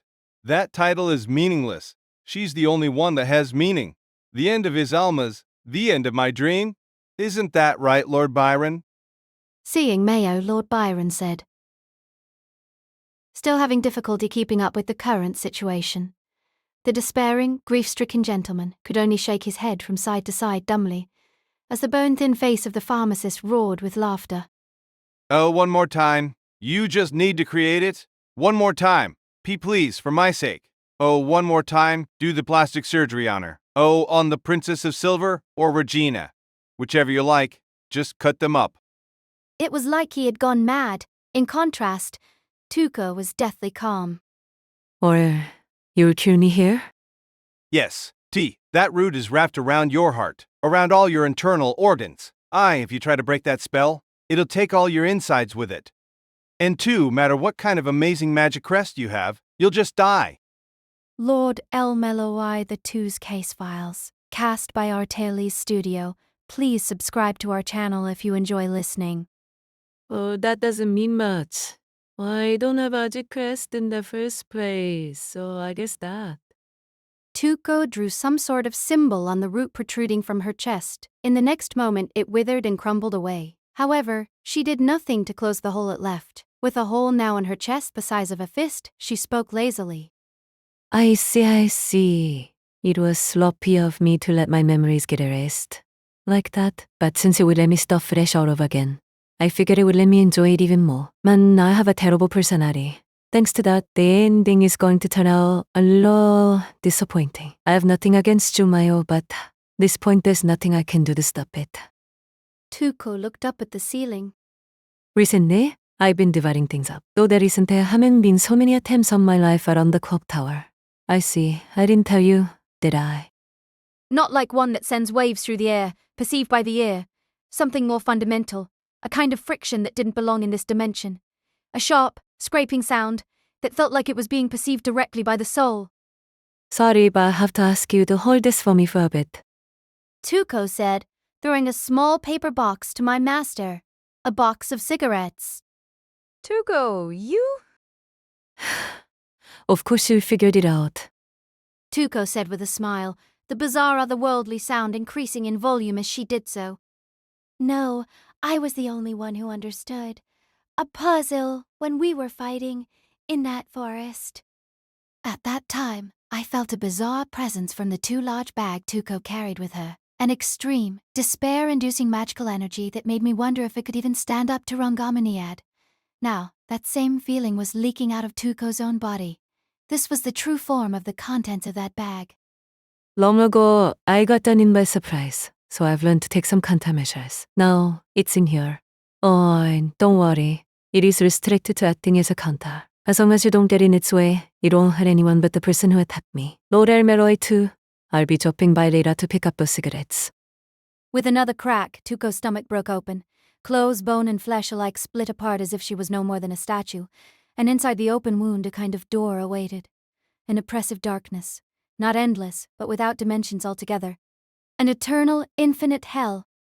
I learned later from my master that that monster had no name. Since its existence was only known through Tuco's magecraft, no one had managed to discern the nature of the mystery that lay behind it. There was the possibility that even Tuco was unaware of the truth behind that beast. It was like a horror movie. Unspeakably silent. Understood by no one. And more than anything, immortal. Within the depths of that ceaseless darkness, where no magecraft could ever hope to reach it, two lights shined. The 2 eyes I saw at that time. To the sound of Lord Byron's strangled scream, Tuco's body completely broke apart, the shadow within her bursting forth. Like a thorned plant, a clawed tentacle shot forward, taking hold of the pharmacist that had hurt its master. Mayo! In response to Regina's scream, Mayo could only give a muffled grunt. It appeared like he had already given up. In less than a moment, he would be dragged into the door that was Tuco Awazaki, where he would be devoured by thousands of sets of jaws. That's right. There's no way to respond to that. In a way, it was on the same level as that temporary princess of gold. Though thoroughly its opposite, that monster's existence was enough to completely crush the soul of a human being. Even had it only been big enough to devour you one fingertip at a time. Terror would overwhelm all other sensations. The end. The end. The incident. Everything. Everything was over, like some sort of deus ex machina. Everything would be concluded here. Bite by bite. Is that okay? Someone asked, a question posed to me from myself. I was afraid of that hero of the past that tried to overtake me. This person had just been overwhelmed by that absolute. Really, the difference between us was small. The difference between offering up oneself or another. Whether we had a chance afterwards or not, thanks to that small difference alone, I was going to stay here, and Maya was being taken away. Hey, Gray! A voice called from my right hand. Before, when that voice called out to me, and I was snapped out of it by my master's bold proclamation. But this time, was this just a trick of the imagination? Was this just a selfish illusion, forcing myself on someone whose circumstances were similar to mine? My voice spilled out. At that moment, while still broken completely apart, Tuco's eyes turned to me. It seemed to me like she was smiling, like she was telling me to do as I liked, to live as I wanted to. Up until this point, she must have been the freest person I had ever seen, and that was her assurance.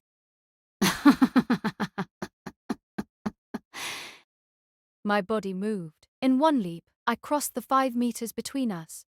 Before anyone could move to stop me, Ad had deployed, and the latent magical energy in the air had already been absorbed. With one powerful stroke, the thorned tentacle was severed. Though Mayo had already lost part of his legs to the beast, he was still alive. Mayo. Regina and the Princess of Silver ran up to him. Even after hearing him attempt to offer their lives up for the sake of magecraft, their feelings for him had not disappeared. No doubt their relationship was unbreakable, though it had little to do with me. The thought that such a bond existed somewhere in the world was not unpleasant in the least. Gray? Sorry. With one more slash at the tentacled creature, I apologized. I could feel the movement of magical energy. Tuco's? No. The beast within the box that had once been Tuco had turned to view us as enemies and seemed to be changing its approach for that fight. He is the same as me. Just me, but a little bit braver. If I had completely given up, then I would have been entirely overtaken by that past hero. Even if I could use Ad, I would become someone more worthy. The people of my home would no doubt rejoice. After all, the clumsy person I was now would have ceased to exist. But how was one to express that feeling? Despite my obviously insufficient explanation. Good grief. My master nodded. He turned to look at that darkness, that box where a shapeless blackness was all that could be seen. Seems like there's nothing I can do. But the time and space within which it can act here should both be limited. I see. The perfect disposition for a horror movie. Vampires are loved because they are only unstoppable at night. Zombies are feared because they can't speak at all. What a fitting creature for her to have made. Muttering in admiration, he turned to the curly-haired youth beside him. Sven, how much do you think you can handle? I should be able to do 70%. Please. In response to my master's quick request, Flat jumped in. Wait, Professor, aren't you gonna ask me? Quiet. All you're going to do is get hit in the head and pass out again, right? Well, looking lightly on concussions is a big mistake. I might end up developing a snore or something terrible like that. Actually, I heard near-death experiences can bring up flashes from your previous lives. What do you think, Professor? Sven, help Gray fight off that tentacle thing. Yes, sir. Plainly ignoring Flat, he gave Sviven instructions before turning to the other boy. Flat, see if you can interfere with the spell realizing that space. On it, Professor. With a carefree nod towards me, Flat drew some sort of magical sign with his fingers before touching the ground. Beside him, Svin had wrapped himself in the form of the phantasmal wolf. Reens, support, please. Yes, I figured you'd say something like that. As if satisfied by something, Rhinus dropped the hand that was covering her right eye, reclaiming the part of her that had turned into the star map. The Mercury Maid moved into a battle-ready formation. Then, my master called out from behind us. Lord Valueletta, Mick we will deal with that. Could we ask you to take care of Lord Byron and the Princess of Silver? Well, I guess they are supposed to be my allies. Inner Eye accepted. Lord Byron was still stuck in a daze. No doubt it was because he had looked directly into those eyes. Even to a magus who was well accustomed to the supernatural, after his life had been taken apart right in front of him, it was more than enough to drive him into abject despair. Even in this situation where he might die at any moment, he seemed completely unaware. If the boss says so, not much I can do. Mick said with a shrug. At any rate, coloured sand had already spread to make a sort of boundary field, showing the two of them were more than ready to do what was needed the moment that monster had appeared. Finally, my master turned to the last person. I thought you would have run by now. Of course, that is my intention. However, since the chance is here, I figured I'd take the opportunity to measure your abilities. Atram replied, in a surprisingly good mood. Whatever had caught his interest, his eyes shone like they were watching over the work of a good friend. Spectating isn't free of charge, you know. Naturally. Tram replied with an exaggerated bow. Apparently, that was sufficient for my master, as he then turned to me once more. Gray. Yes? Well done. Surprised, I lifted my face. This is an incident I said I would take responsibility for. Leaving the culprit to that monster would be a mark against the El-Melloi family's honor. Let's end things by ourselves. There was no way that was true. All he was doing was trying to make a lame excuse to make up for my selfishness. How ridiculous. It was a gesture sweet enough to make my heart hurt. Here it comes. Suddenly, the monster seemed to have made its choice. From within that dark box, the thorned tentacles were released all at once. But by that point, the impulse driving me had already found its course too. Here I go. With an explosive speed, I leapt straight towards it. Making use of the magical energy spilling from it, I strengthened myself. Then, relying on my sharpened senses and reflexes, I slipped through the gaps between the thorns, modifying the form of my scythe slightly to deliver a powerful strike. Altogether, 7 tentacles were cut apart. Spinning again, I brought the scythe down once more. The magical energy pouring out of that creature was so vast I almost hesitated to take it in, but even as I felt my magic circuits and nerves begin to corrode at the contact, I didn't. There was no reason to hesitate. This was as a desperate last stand. I couldn't afford to leave room for regrets. Svin also grabbed a nearby tentacle, using his strength of his phantom body to tear it apart. Don't think you can just finish it. If you try to wield too much magical energy at once, you'll just stimulate the main body to further action. Wait for Flat's analysis. In short, Rongominiad was off limits. Even if that weren't the case, there was no way I could show that spear in front of a lord who was, at least in name, an enemy. As if in response to our attack, the thorns multiplied. Would Sven and I alone be able to hold them back? Overcome by a sudden nervousness, I swallowed. When suddenly, my body was wrapped in silver. Huh? I really didn't want to have to debut it in a place like this. Her voice was legitimately upset. My arms and legs glowed with silver, wrapping about my entire body. Volumen Hydragirum had transformed itself into a beautiful suit of armor. Allow me to lend you my dress. Steal yourself. Rhine said with a smile. And in danger. Enduring the pain in her eyes, Rhaenys focused on operating Volumen Hydragrimmon. It took careful effort to align the Mystic Code's movement with Gray's, in a way that would disrupt neither her movements nor the Mystic Code itself. From the beginning, Rhaenys' magical energy was far and away inferior to her predecessors, the previous Lord El-Melloi, El-Melloi Archibald. She just didn't have the reserves to throw Volumen Hydragyam around on a whim like he could. However, Lord El-Melloi II had discerned a different talent in her. Precision control. Her mystic eyes that reacted to excess magical energy were an expression of that. As such, the incredibly difficult task of layering magecraft on top of another's magecraft was an ability she grasped at the age of 11. Her ability to add a human personality to Trimel or her projection of the Princess of Gold from a few hours earlier were both applications of that ability. When she first succeeded in that, her brother had made an expression so mixed with joy and misery that she remembered it clearly even now. Geez, how sad can you be? It was almost like he raised students of his own just to reinforce his own mediocrity. Watching that man who couldn't stop raising those students, nor could he remove himself from a life entwined with magecraft, was one of Rhaenys' greatest pleasures. That was something she wanted to enjoy with all her heart. For that reason, it's all up to you. Thinking that, she focused on Gray's back. Sven Glashad kept fighting, taking the role of covering Gray's blind spot. Truth be told, it was a situation that made him overflow with joy. Having the chance to protect her was enough to make him want to break out in dance. The pleasure ran up his back in a shiver, and his brain was flooded with a sensation of pure delight. It had been 3 months since he had fallen for her.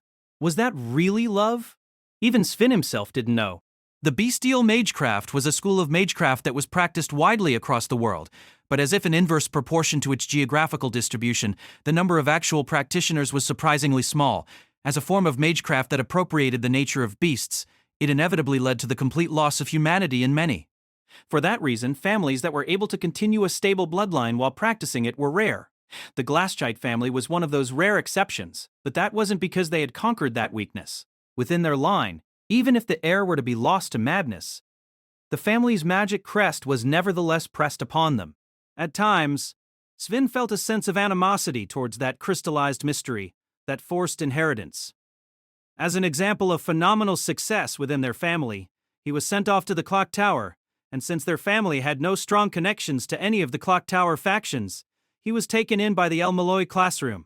Lord El-Melloi II saw through to his true potential, and through his help, Sven was able to reclaim a number of lost arts from his family's history in bestial magecraft. But he was never able to overcome that feeling of alienation. Not a magus, neither a human, not even a beast. He felt just like a drain, a gutter that could never be filled. Until he caught Gray's scent for the first time. For the first time, that feeling was drowned out by something else. Probably, it was because, like him, she wasn't used to dealing with people. Uncomfortable among the living, too weak to embrace death, and deathly afraid of ghosts. Maybe all he wanted was to be with her, to lick their wounds together. That's why he thought maybe that emotion wasn't love at all. A hunch he just couldn't ignore. Embracing that impulse. Sven howled. As he did, his body split. The thorned monstrosity shook as if bewildered, causing the sudden group of Svins to smile. This is what a phantasmal body can do. In short, he split his magical energy down the middle to make copies of himself. He hadn't used the technique against Tuco because he was sure she could see through to the original, and in short order neutralized the spell. Against this tentacled monster, though, there was no fear of that. All at once, the 6 Svins charged. El-Melloi, they quietly watched Sven and Gray's actions. It was an incredible sight to behold. Despite the avalanche of thorn tentacles contesting them, the two managed to not only repel but also drive back the monster. Thanks to their efforts, he had been able to find what he was looking for. And while it moved slowly, Flat was also making progress on his analysis of that space. However, in that gap, a single thorn broke through. Unseen by any of his students, the limb struck straight for the Lord's brow. At that moment, an automata shaped like a spider dropped down from the ceiling. Throwing itself in front of the Lord, the tentacle punched through its shell with ease, but as expected of such a machine, it still had no problem twisting and wrenching the tentacle apart. One of the automata my idiot student gave to Lord Byron, huh? It was the same automata that had accosted Gray and Rains earlier. Thank you. El-Melloi II said, turning to the Princess of Silver. Once she had decided to cover for Mayo, she had probably used it as a method of buying time. It wouldn't be strange, after all, for her to be taught the method of utilizing the automata from Lord Byron. At the end, I was prepared to die along with my father. The princess muttered. Regina was now looking after Mayo's injuries silently. The two of them likely felt the same way, though. It was then no wonder they were so calm despite El-Melloi II's indictment of their activities. But why are you... Her beautiful voice wavered. Why did you choose to save him? Her voice shook as if she wanted to ask. There was no reason at all for you to help us after all. It wasn't me. Turning his back on the wide-eyed Princess of Silver, he continued. However, my student decided to put her life on the line. Why would I not help? So saying, Lord El-Melloi II began to stroke the thing he had found just earlier. With volumen hydrogurum wrapped around my body, my movements were close to double the speed that they had before. In a manner of speaking, it was like a magically enhanced exoskeleton. Though I never saw it personally, perhaps it was the same logic behind the soft stone armor of Heinestar, who we met in Adra, twice, 3 times, I repeated my attack. Distract the thorned monster, just until Flat could successfully interfere with the spell manifesting it. Sven seemed to be working along the same lines, though he should have been injured from his battle with Tuco earlier, without so much as a hint of being hurt. He tore the tentacles apart one after another.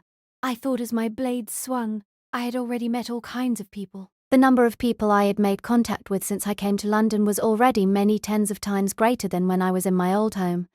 Both the incident here and the incident at the Castle Adra had created that kind of ripple in my life. As a result of that contact, I sometimes compromised and sometimes stood firm. That was a part of me now. A past that was hard to deny. A history I could only accept. The thorned tentacles took on a new shape. Tangling together into a complicated form, it seemed somehow to resemble a person. Like a knight, holding a thorned blade, it appeared the monster within the box had decided this was the most effective way to fight us. Though perhaps thinking of it as thinking was already a mistake. After all, it was a foreign being, beyond the understanding of humans, relying on otherworldly instincts. Ignoring the change, I charged in again.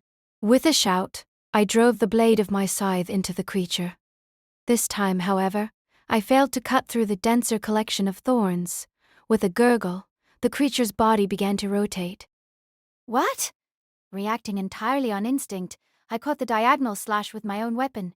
It moved the same way I did. After only a few minutes of fighting, it had perfectly replicated my style of fighting, but the thorned monster wasn't restricted to a single body, it seemed. Wrapping around each other again, the thorn tentacles attempted to create another familiar. The thorned blade swung again, taking strands of my hair with it. Had it not been for volumen hydrogurum acting as my armor, it likely would have taken my carotid artery as well. Cavalry Gray! Flat called out to me as I rolled across the floor. At the same time, I whispered to Ad. Ad, release the first stage limiter. Going with that, huh? What a rare choice. As magical energy surged into him once more, Ad gave his characteristic piercing laugh. Ad was a mystic code whose purpose was to seal Rongominiad. By using the magical energy sealed within it, though only in part, the scythe could replicate the abilities of that noble phantasm. However, its shape was not restricted to that of a scythe. For a split second, Ad returned to the shape of a box, spinning its face like a Rubik's Cube before deploying once more to cover the right side of my body, a great shield. All I had to do was survive the creature's attacks, to ward off that thorned blade. Each time the blade struck, the shield shook painfully. The scythe form of the Mystic Code ranked second in attack power among the forms available to it. In contrast, the shield now deployed wasn't restricted to just pure defensive power, but held another secret. Though it took some time, in order to buy that time, it took the form of a shield. Once the blade struck for the 6th time, a whooshing noise accompanied a burst of countless flames erupting from the face of the shield. Reverse. Together with my voice, magical energy burst forth from the flames. Though it was, of course, nothing compared to Rongominiad, it was nevertheless a burst of concentrated, high-density magical energy. For some types of creatures, like the thorned monster in front of me, it carried a powerful offensive force. Blasted apart, the complicated network of thorn tentacles fell to pieces, losing its shape. Analysis complete. I'm ready anytime, Professor. Flat declared with a daring smile. Holding a cigar in his fingers, my master plainly replied. Go for it! He then turned to face backwards. Atrum Galliasta! There will likely be quite a reaction, so I'm going to have to ask you for defense. Me? I'm not sure I'm quite the person you should be relying on here. I told you I'd charge a fee for spectating. After showing you all this, I'm not willing to take complaints. But you're not so bad at negotiating after all? With a jerk of his chin, Atram's subordinates jumped into action. As if impressed with his leadership, even Inorai gave a faint exclamation of surprise at the cooperative magecraft they used. As they did so, Flat hummed his own incantation. Intervention start. Game select. I had heard in class earlier that depending on the situation, whether he was reactively altering or proactively attacking another's magecraft, the incantation Flat used was different. Ten, ten, ten, ten, ten, ten, ten, ten, ten, ten. As he continued singing something, his fingers moved as if striking a rhythm into a piano. As he did so, I could feel magical energy begin creeping across the floor. This space was now completely under the control of the genius Magus Flat. With his expanded consciousness, it was like we were all sucked into the palm of his hand. The result of that soon became clear. The remaining tentacles slowed in their movements, and were soon sucked back into the box they came from. What brave moment I saw it. From the depths of that darkness within the box in place of the tentacles, those two eyes were now approaching. Its jaws opened wide, large enough to swallow me whole, dripping with viscous drool. It's no good! We did too well! That's right. Even though I didn't release the noble phantasm, we still were strong enough to attract the interest of the contents of that box. Against that, the only hope we had was Rongominiad. But at this point, I had neither the time nor the magical energy to activate it. The only thing I could do now was... First stage limited form. Scythe. The shield reassembled itself into a scythe. Launching myself between the retreating tentacles, I swung hard at a point-blank range. Gray? With a shout, I smashed it with all my might. The enormous amount of magical energy there exploded. As the tremendous magical energy protecting the box came into contact with that of Ad, it exploded outwards. In the face of that wave of pressure, even Volumin Hydrarchium was thrown off of me. Hey, Gray! I know it's me we're talking about, but this is still too much. Though I felt somewhat sorry, I ignored Ad's voice. Well over the safe amount of magical energy I could absorb, the overflow tore through my nerves and magic circuits. That pain flooded my brain, as if I was being torn apart from the inside. It was like red-hot spikes were driven all throughout my body. Spinning through it, turning into a sack of meat that remembered only pain, it felt like my consciousness had died 100 years ago. But the circulation of magical energy didn't stop. Just as it had been instructed from the beginning, it automatically smashed its way into the box. Crowans, turn to power. Pain, turn to strength. Though my consciousness should have long since been wiped out, it still whispered. It hurts. But even then, I felt a suffering far greater than that pain up until now. I was always rejecting the world. No, that was wrong. My body was the one rejecting this world. I knew that. I knew, but there was nothing I could do about it. No amount of screaming would make that better. So all I could do was kill my voice and curl up in the corner of my room, right? But even so, now, I was being watched. I was being protected. Even now, I could feel the eyes on my back. With just that, I could take one more step forward. But feelings couldn't be turned into magical energy. The pressure from within accelerated in its growth. The two small lights were joined by many more. From inside the darkness, a tremendous howl that overwhelmed both rage and hunger filled my ears. Was there more than one of these beasts? Or was this the form of a single monster? Just as that despair flooded my chest. Just as it drowned my heart in black. That's enough. A calm voice called out. I wasn't able to turn around. But with my enhanced senses, I could tell my master had placed a large object on the ground beside him. That was Tuko Ozaki's The bag, from when I first felt the presence of this monster. It appeared my master had found the bag while we had been fighting. Probably, when Tuco had died, the spell concealing it had broken. I took the liberty of giving this bag a quick inspection. In short, the bag is a mystic code that is only capable of keeping a connection open between there and here while magical energy is running through it. If the magus supplying it were to become unable to provide that energy, it would close all on its own. As such, it was the perfect fit for a rampaging monster like you. It certainly seems like a thing she would think of. With equal parts admiration and exasperation, he shrugged. So if the magical energy supply was to come from within that box, what would happen? It would create a Mobius strip effect, of course, but the result? Will another copy of you appear? Or will you be torn apart by the paradox? What an interesting question. Please, by all means. With what must have been a strengthened hand, he threw the bag. As the bag flew in an arc, I saw a cigar stuck to it. With its faint magical energy, I realized that it was a simple type of mystic code for the first time. The thorn tentacles moved in a blind rush to stop it.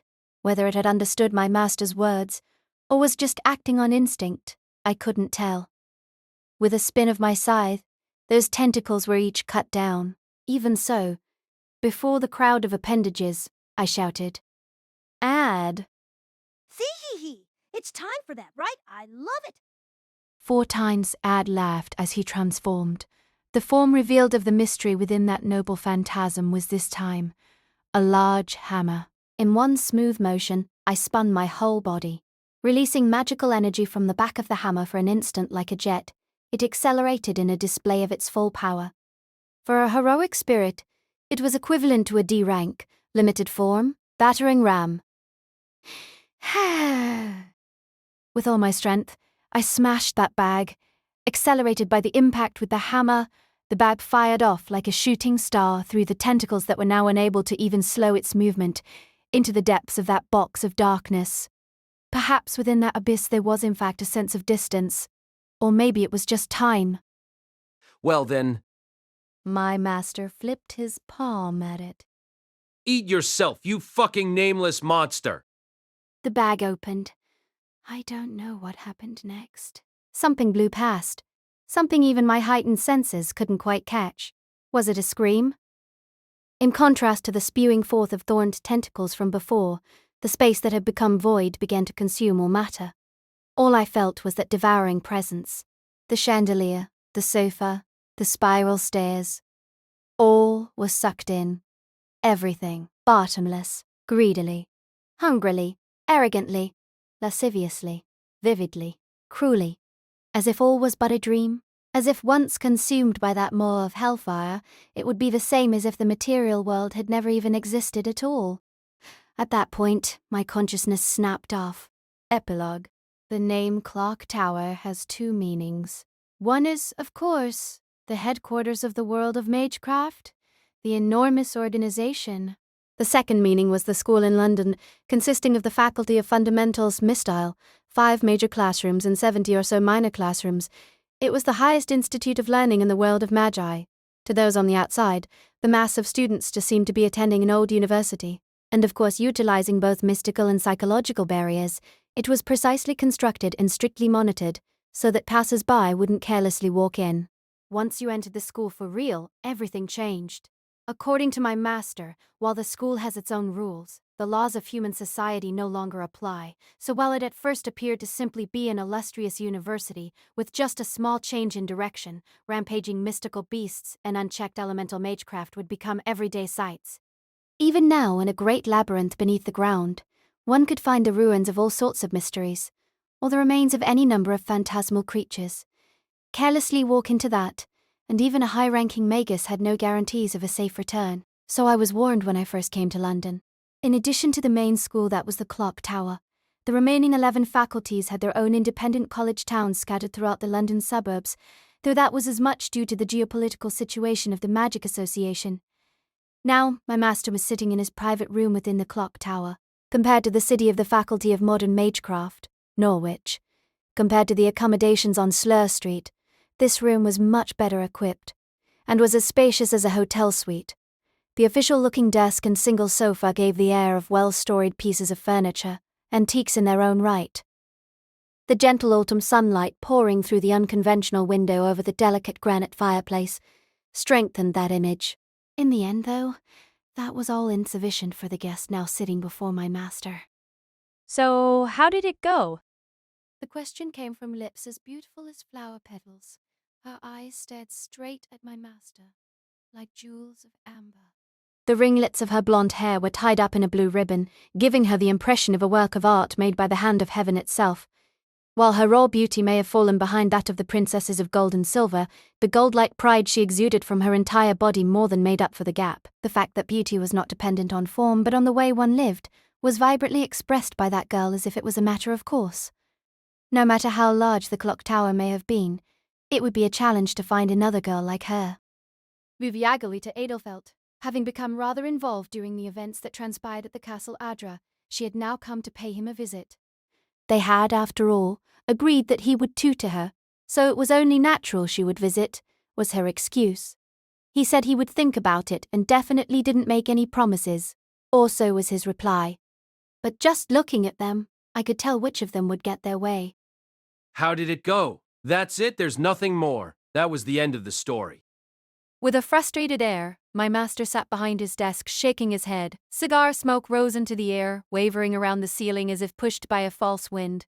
Within the clock tower, depending on where you were, air conditioning was managed by different magecraft based on wind, or by your more conventional ceiling fans. My master's private room was an example of the latter. Well, there's no way that's the case. After all, you haven't told me the most important part. Even if you and Gray passed out, you still returned home alive, did you not? With his lower body devoured, Mayo became thoroughly and permanently crippled. Lord Byron returned to his senses, only to immediately begin complaining that we didn't just kill him. Maybe that was the obvious result. His entire life had come to an end. After the pursuit of ultimate beauty for untold generations, their goal had been forever stolen from them. Due to the killings and all-around fraud at the Assembly, Iselma's holdings were entirely frozen by the clock tower.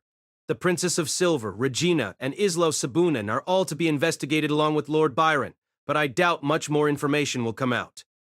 Even Mayo's act of murder was written off by the Brisheson family as an individual's act of violence, unrelated to them. While I cleaned the room, I watched the two of them out of the corner of my eye. Though my master had attempted to stop me since I was still recovering, I felt better to be doing something. As I was often in charge of cleaning the church of my old home, it was something I was good at.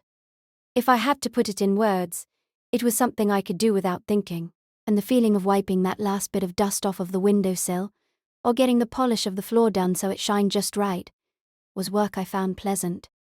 Sitting deeply in the sofa, Luvia was enjoying the tea prepared by her Mohican butler behind her.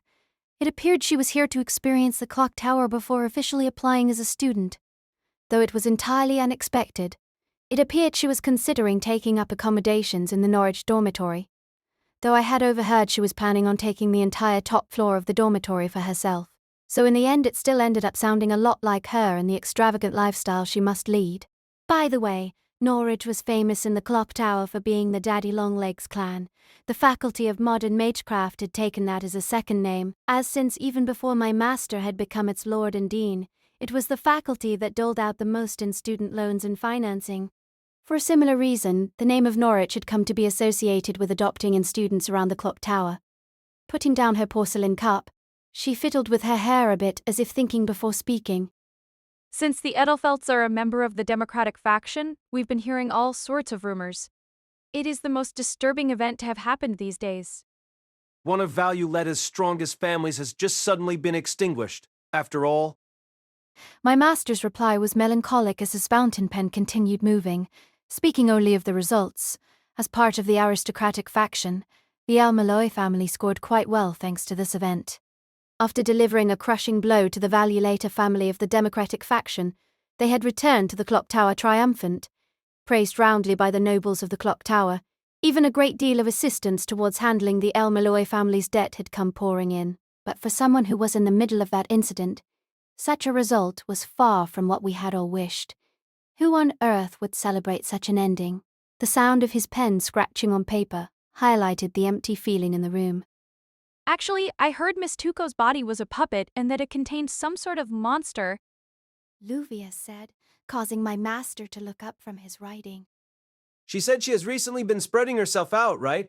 Even when she was under a sealing designation, she was able to escape capture numerous times. Apparently, the losses have become so severe, they had to put a temporary hold on the enforcers chasing her. A story that sounded very appropriate for her.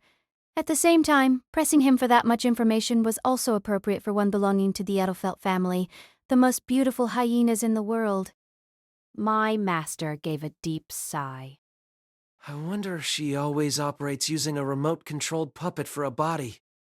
I find that hard to believe. If it was just a puppet, there's no reason the memory-blocking drug would have worked on her. And after spending a month with Iselma, surely she would have been discovered at some point. Then, why? I blurted out by accident. Slowly, Luvia turned her gaze to me, opening her mouth after a short pause. Though it may just be a fake rumor, it's always circled around that she is a puppet user who has lost the concept of an actual body. No actual body? Yes. If you make a perfect replica, one that perfectly copies the ability of the original in every respect, there's no real distinction between that and the original.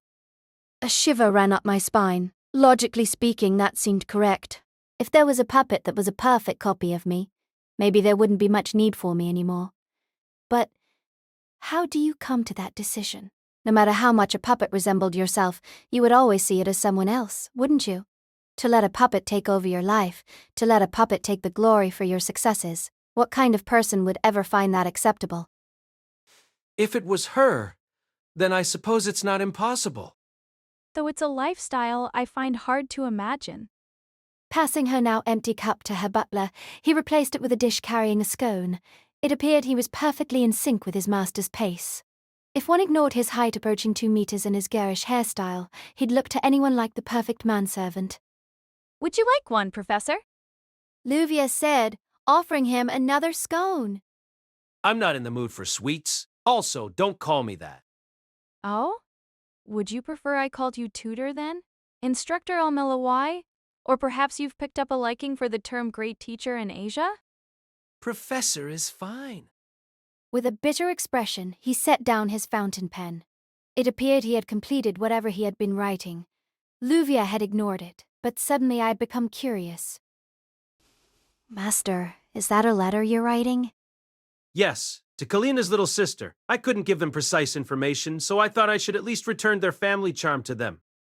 So, she had another sister.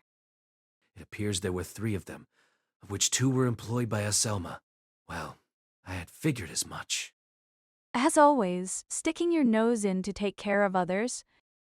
Luvia said, looking at the broken, whorl-engraved stone in her hands.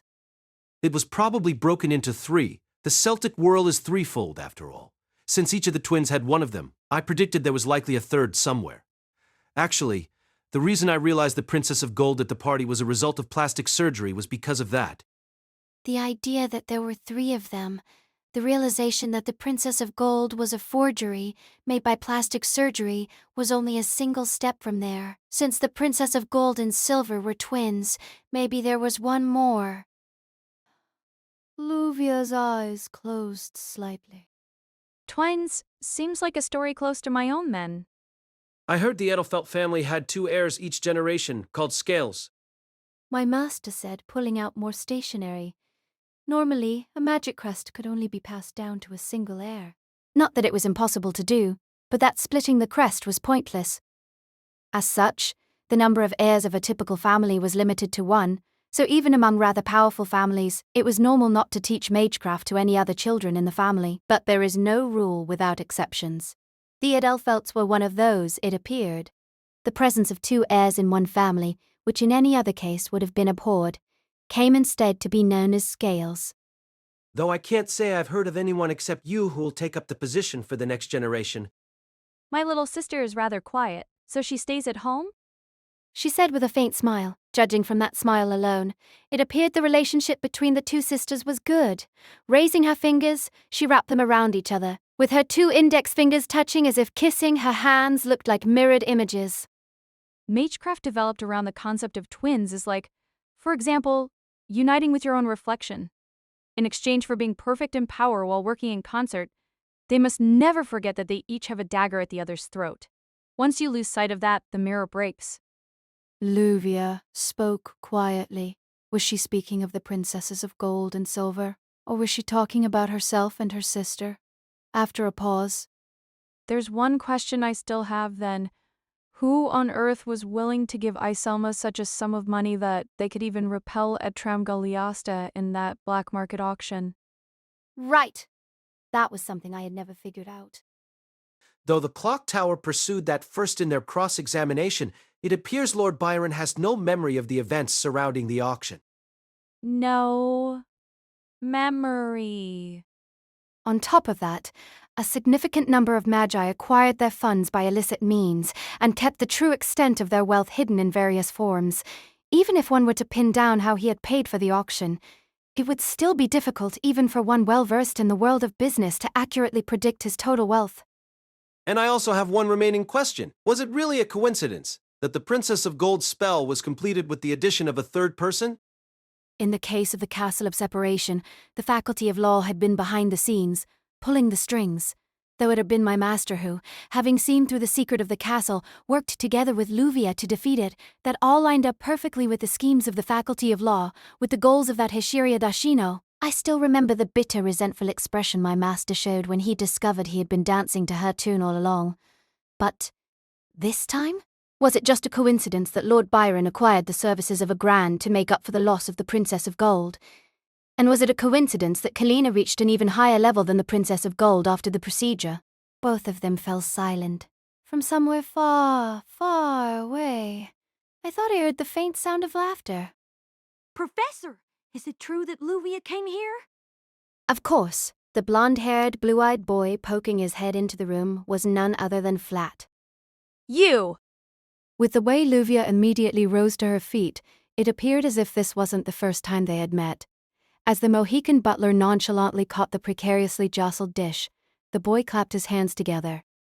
But I heard you were coming for a viewing of the clock tower, so of course I have to come say hello. And you've decided to apply for the El-Melloi classroom, right? In that case, I'm your upperclassman, and strong greetings are the basis of humanity. First of all, I have no intention of allowing you to refer to me so flippantly. Despite Luvia's scathing tone, Flat's smile remained unflinching, causing her to flush red. Perhaps Flat was good at seeing through his partners in conversation. Though for me, who was so thoroughly inept in these kind of social settings, I had no way of really telling. Even Flat's intervention into the Gandror shot she just fired was probably just a link in the chain called communication. Flat! What is wrong with you? Why can't you breed our new junior properly? This time, the one yelling was Sven, perfectly groomed. Sven's face showed no signs of the injuries he had sustained. While he had been hurt to the same degree I'd been in the incident prior, perhaps thanks to his bestial magecraft, it took him only 3 days of the week that had passed since then to reach a full recovery. You guys... No, seriously, I was just here thinking about our new classmate. Gray. A pink aroma today, with just a little bit of that melancholic square blue flavor.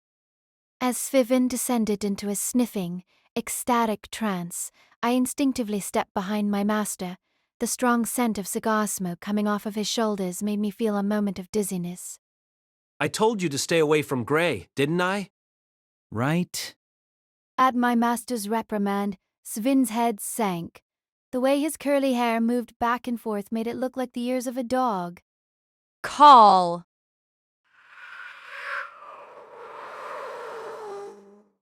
Begin interference, play ball, aha, Luvia, there's no need to get so excited. As Flat mixed incantations into his speech, the conflict between him and Luvia continued to escalate. Being the private room of a lord, it had a reasonably solid mystical security, and Flat was already specialized in receiving enemy magecraft without harm, so nothing had been destroyed yet. But if someone with the same nature as Luvia became her opponent, I wouldn't be surprised to see a classroom or a lecture hall or two destroyed. In the middle of that escalating conflict, My, how noisy things are today. stepping calmly through the room's door, Rhaenys entered with an amused turn to her lips. My master, on the other hand, returned her look with much less pleasure. Then I would be grateful if you said something to them as well. If I did that, then everyone would lose respect for you.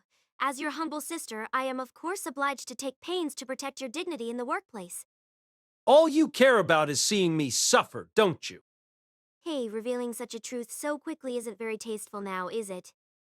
Rian smiled, completely unperturbed by admitting to the accusation, watching the battling Luvia and Flat and Svin, who had somehow got himself tangled into the mess as well. Out of the corner of her eye, Rian's cut across the room with Trimmal to stand at her brother's side. You were hoping for a better solution, weren't you? An odd thing to bring up now. He replied, turning away. The Twin Towers incident. The obvious case of Mayo aside, the fact of the matter was the Princess of Silver and her maid had also tried to embroil us in their mess. Even if it was to escape the control of Lord Byron, there was no arguing that they had tried to abuse the El-Melloi name in Rhiners herself to do so. But beyond that, there was no way my master would be satisfied with this situation. Where everyone loses, the acceptance of the logic of a magus monster did not necessarily mean discarding the logic of a human. Because my master hoped to cling to both of them, his suffering was more than double that of other magi. Rhines, who understood that better than anyone, had said that. I'll just choose to ignore that saying so had made her smile. I said don't call me Lucian.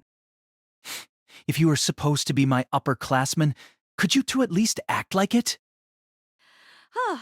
No way! You won't find any upperclassmen as good as Lasheen and I. So if you have any questions about the clock tower, please feel free to ask. Oh, I forgot. I needed to tell Aptram how to improve his weather manipulation. No matter how big my master's private room was, it had begun to shake with all the commotion going on.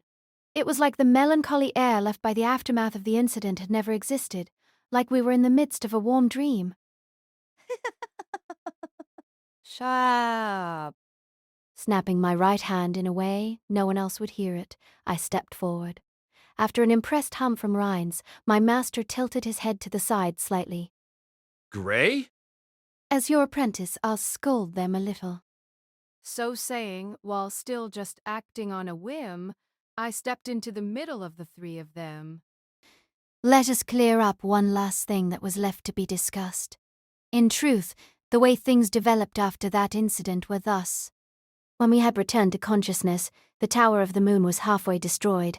Rather than appearing as if the monster in the box had devoured it, it looked more like the tower had just decided to sit down. The fact that we had survived the process seemed a little hard to believe. Lord Valuletta took Lord Byron, the princess, and the others out already. As I looked up at the night sky through the collapsed walls of the tower, Rhaenys' words didn't quite reach me. No doubt Lord Valuletta had collected up the members of her faction in order to deal with the results of this incident, she explained. Doing at least that much was the bare minimum to survive in the factional warfare of the clock tower. Regina and the Princess of Silver wanted to thank you for saving Mayo, apparently. I see. Of course the fact I was able to save someone made me happy, but even so there still remained a vaguely empty feeling. Seeing that level of disappear, the efforts of untold generations all erased, created a sense of loss in my chest that came close to physical pain. Though I only witnessed it for a moment, I nevertheless felt like they should have had a brighter future, that they should have achieved a more brilliant glory. This is nothing but a complete loss. From a bit farther away, a tram was grinding his teeth in open frustration. At the same time, my master called out in a calm voice. I'm glad to see you're safe. Though, thanks to the backlash from that defense, many of my elites have been knocked out. Even so, the fact that he himself was completely unharmed spoke volumes of his power as a magus. Heh, serves you right. Rhines whispered. The fact she couldn't quite hide the smile twisting her face was ample proof that she was enjoying this from the bottom of her heart. Though we had been pushed to the utmost limits of our physical bodies as well, it seemed our composure was suffering more than our bodies were. Well, whatever. This trifling contest is now over. The true battle is yet to come. Atram said, turning around. Giving my master a heavy look, he continued. As you said, the linden leaf I sought is no more. As your conjecture was correct, it's my loss. But it's not like I'm completely incapable of finding another relic. I have another plan already lined up. The previous Lord El-Melloi may have treated this Holy Grail war as no more than a game, but Allow me to give you one warning, sir. My master said, cutting him off. Looking directly at Tram, he spoke shortly. Don't take the Holy Grail war lightly. How heavy were those words with feeling. A Tram, who had been looking down at my master since the beginning, for a single moment went stiff, as if forcing his stopped heart to start moving again. He took a deep breath. Well, it seems I've struck a nerve. Perhaps rather than your predecessor, it was you who was blessed throughout that Holy Grail war. Well, I won't deny the cleverness you showed in dealing with that box, but there is no way you can join the Fifth Holy Grail War. The association decided their spots long ago. A Tram's voice held a mockery that was hard to miss. You! It's okay, Gray. As I stepped forward, my master reached out to stop me. It's as he said. As a representative of the clock tower, there is no chance for me to join. It seems you know your position well.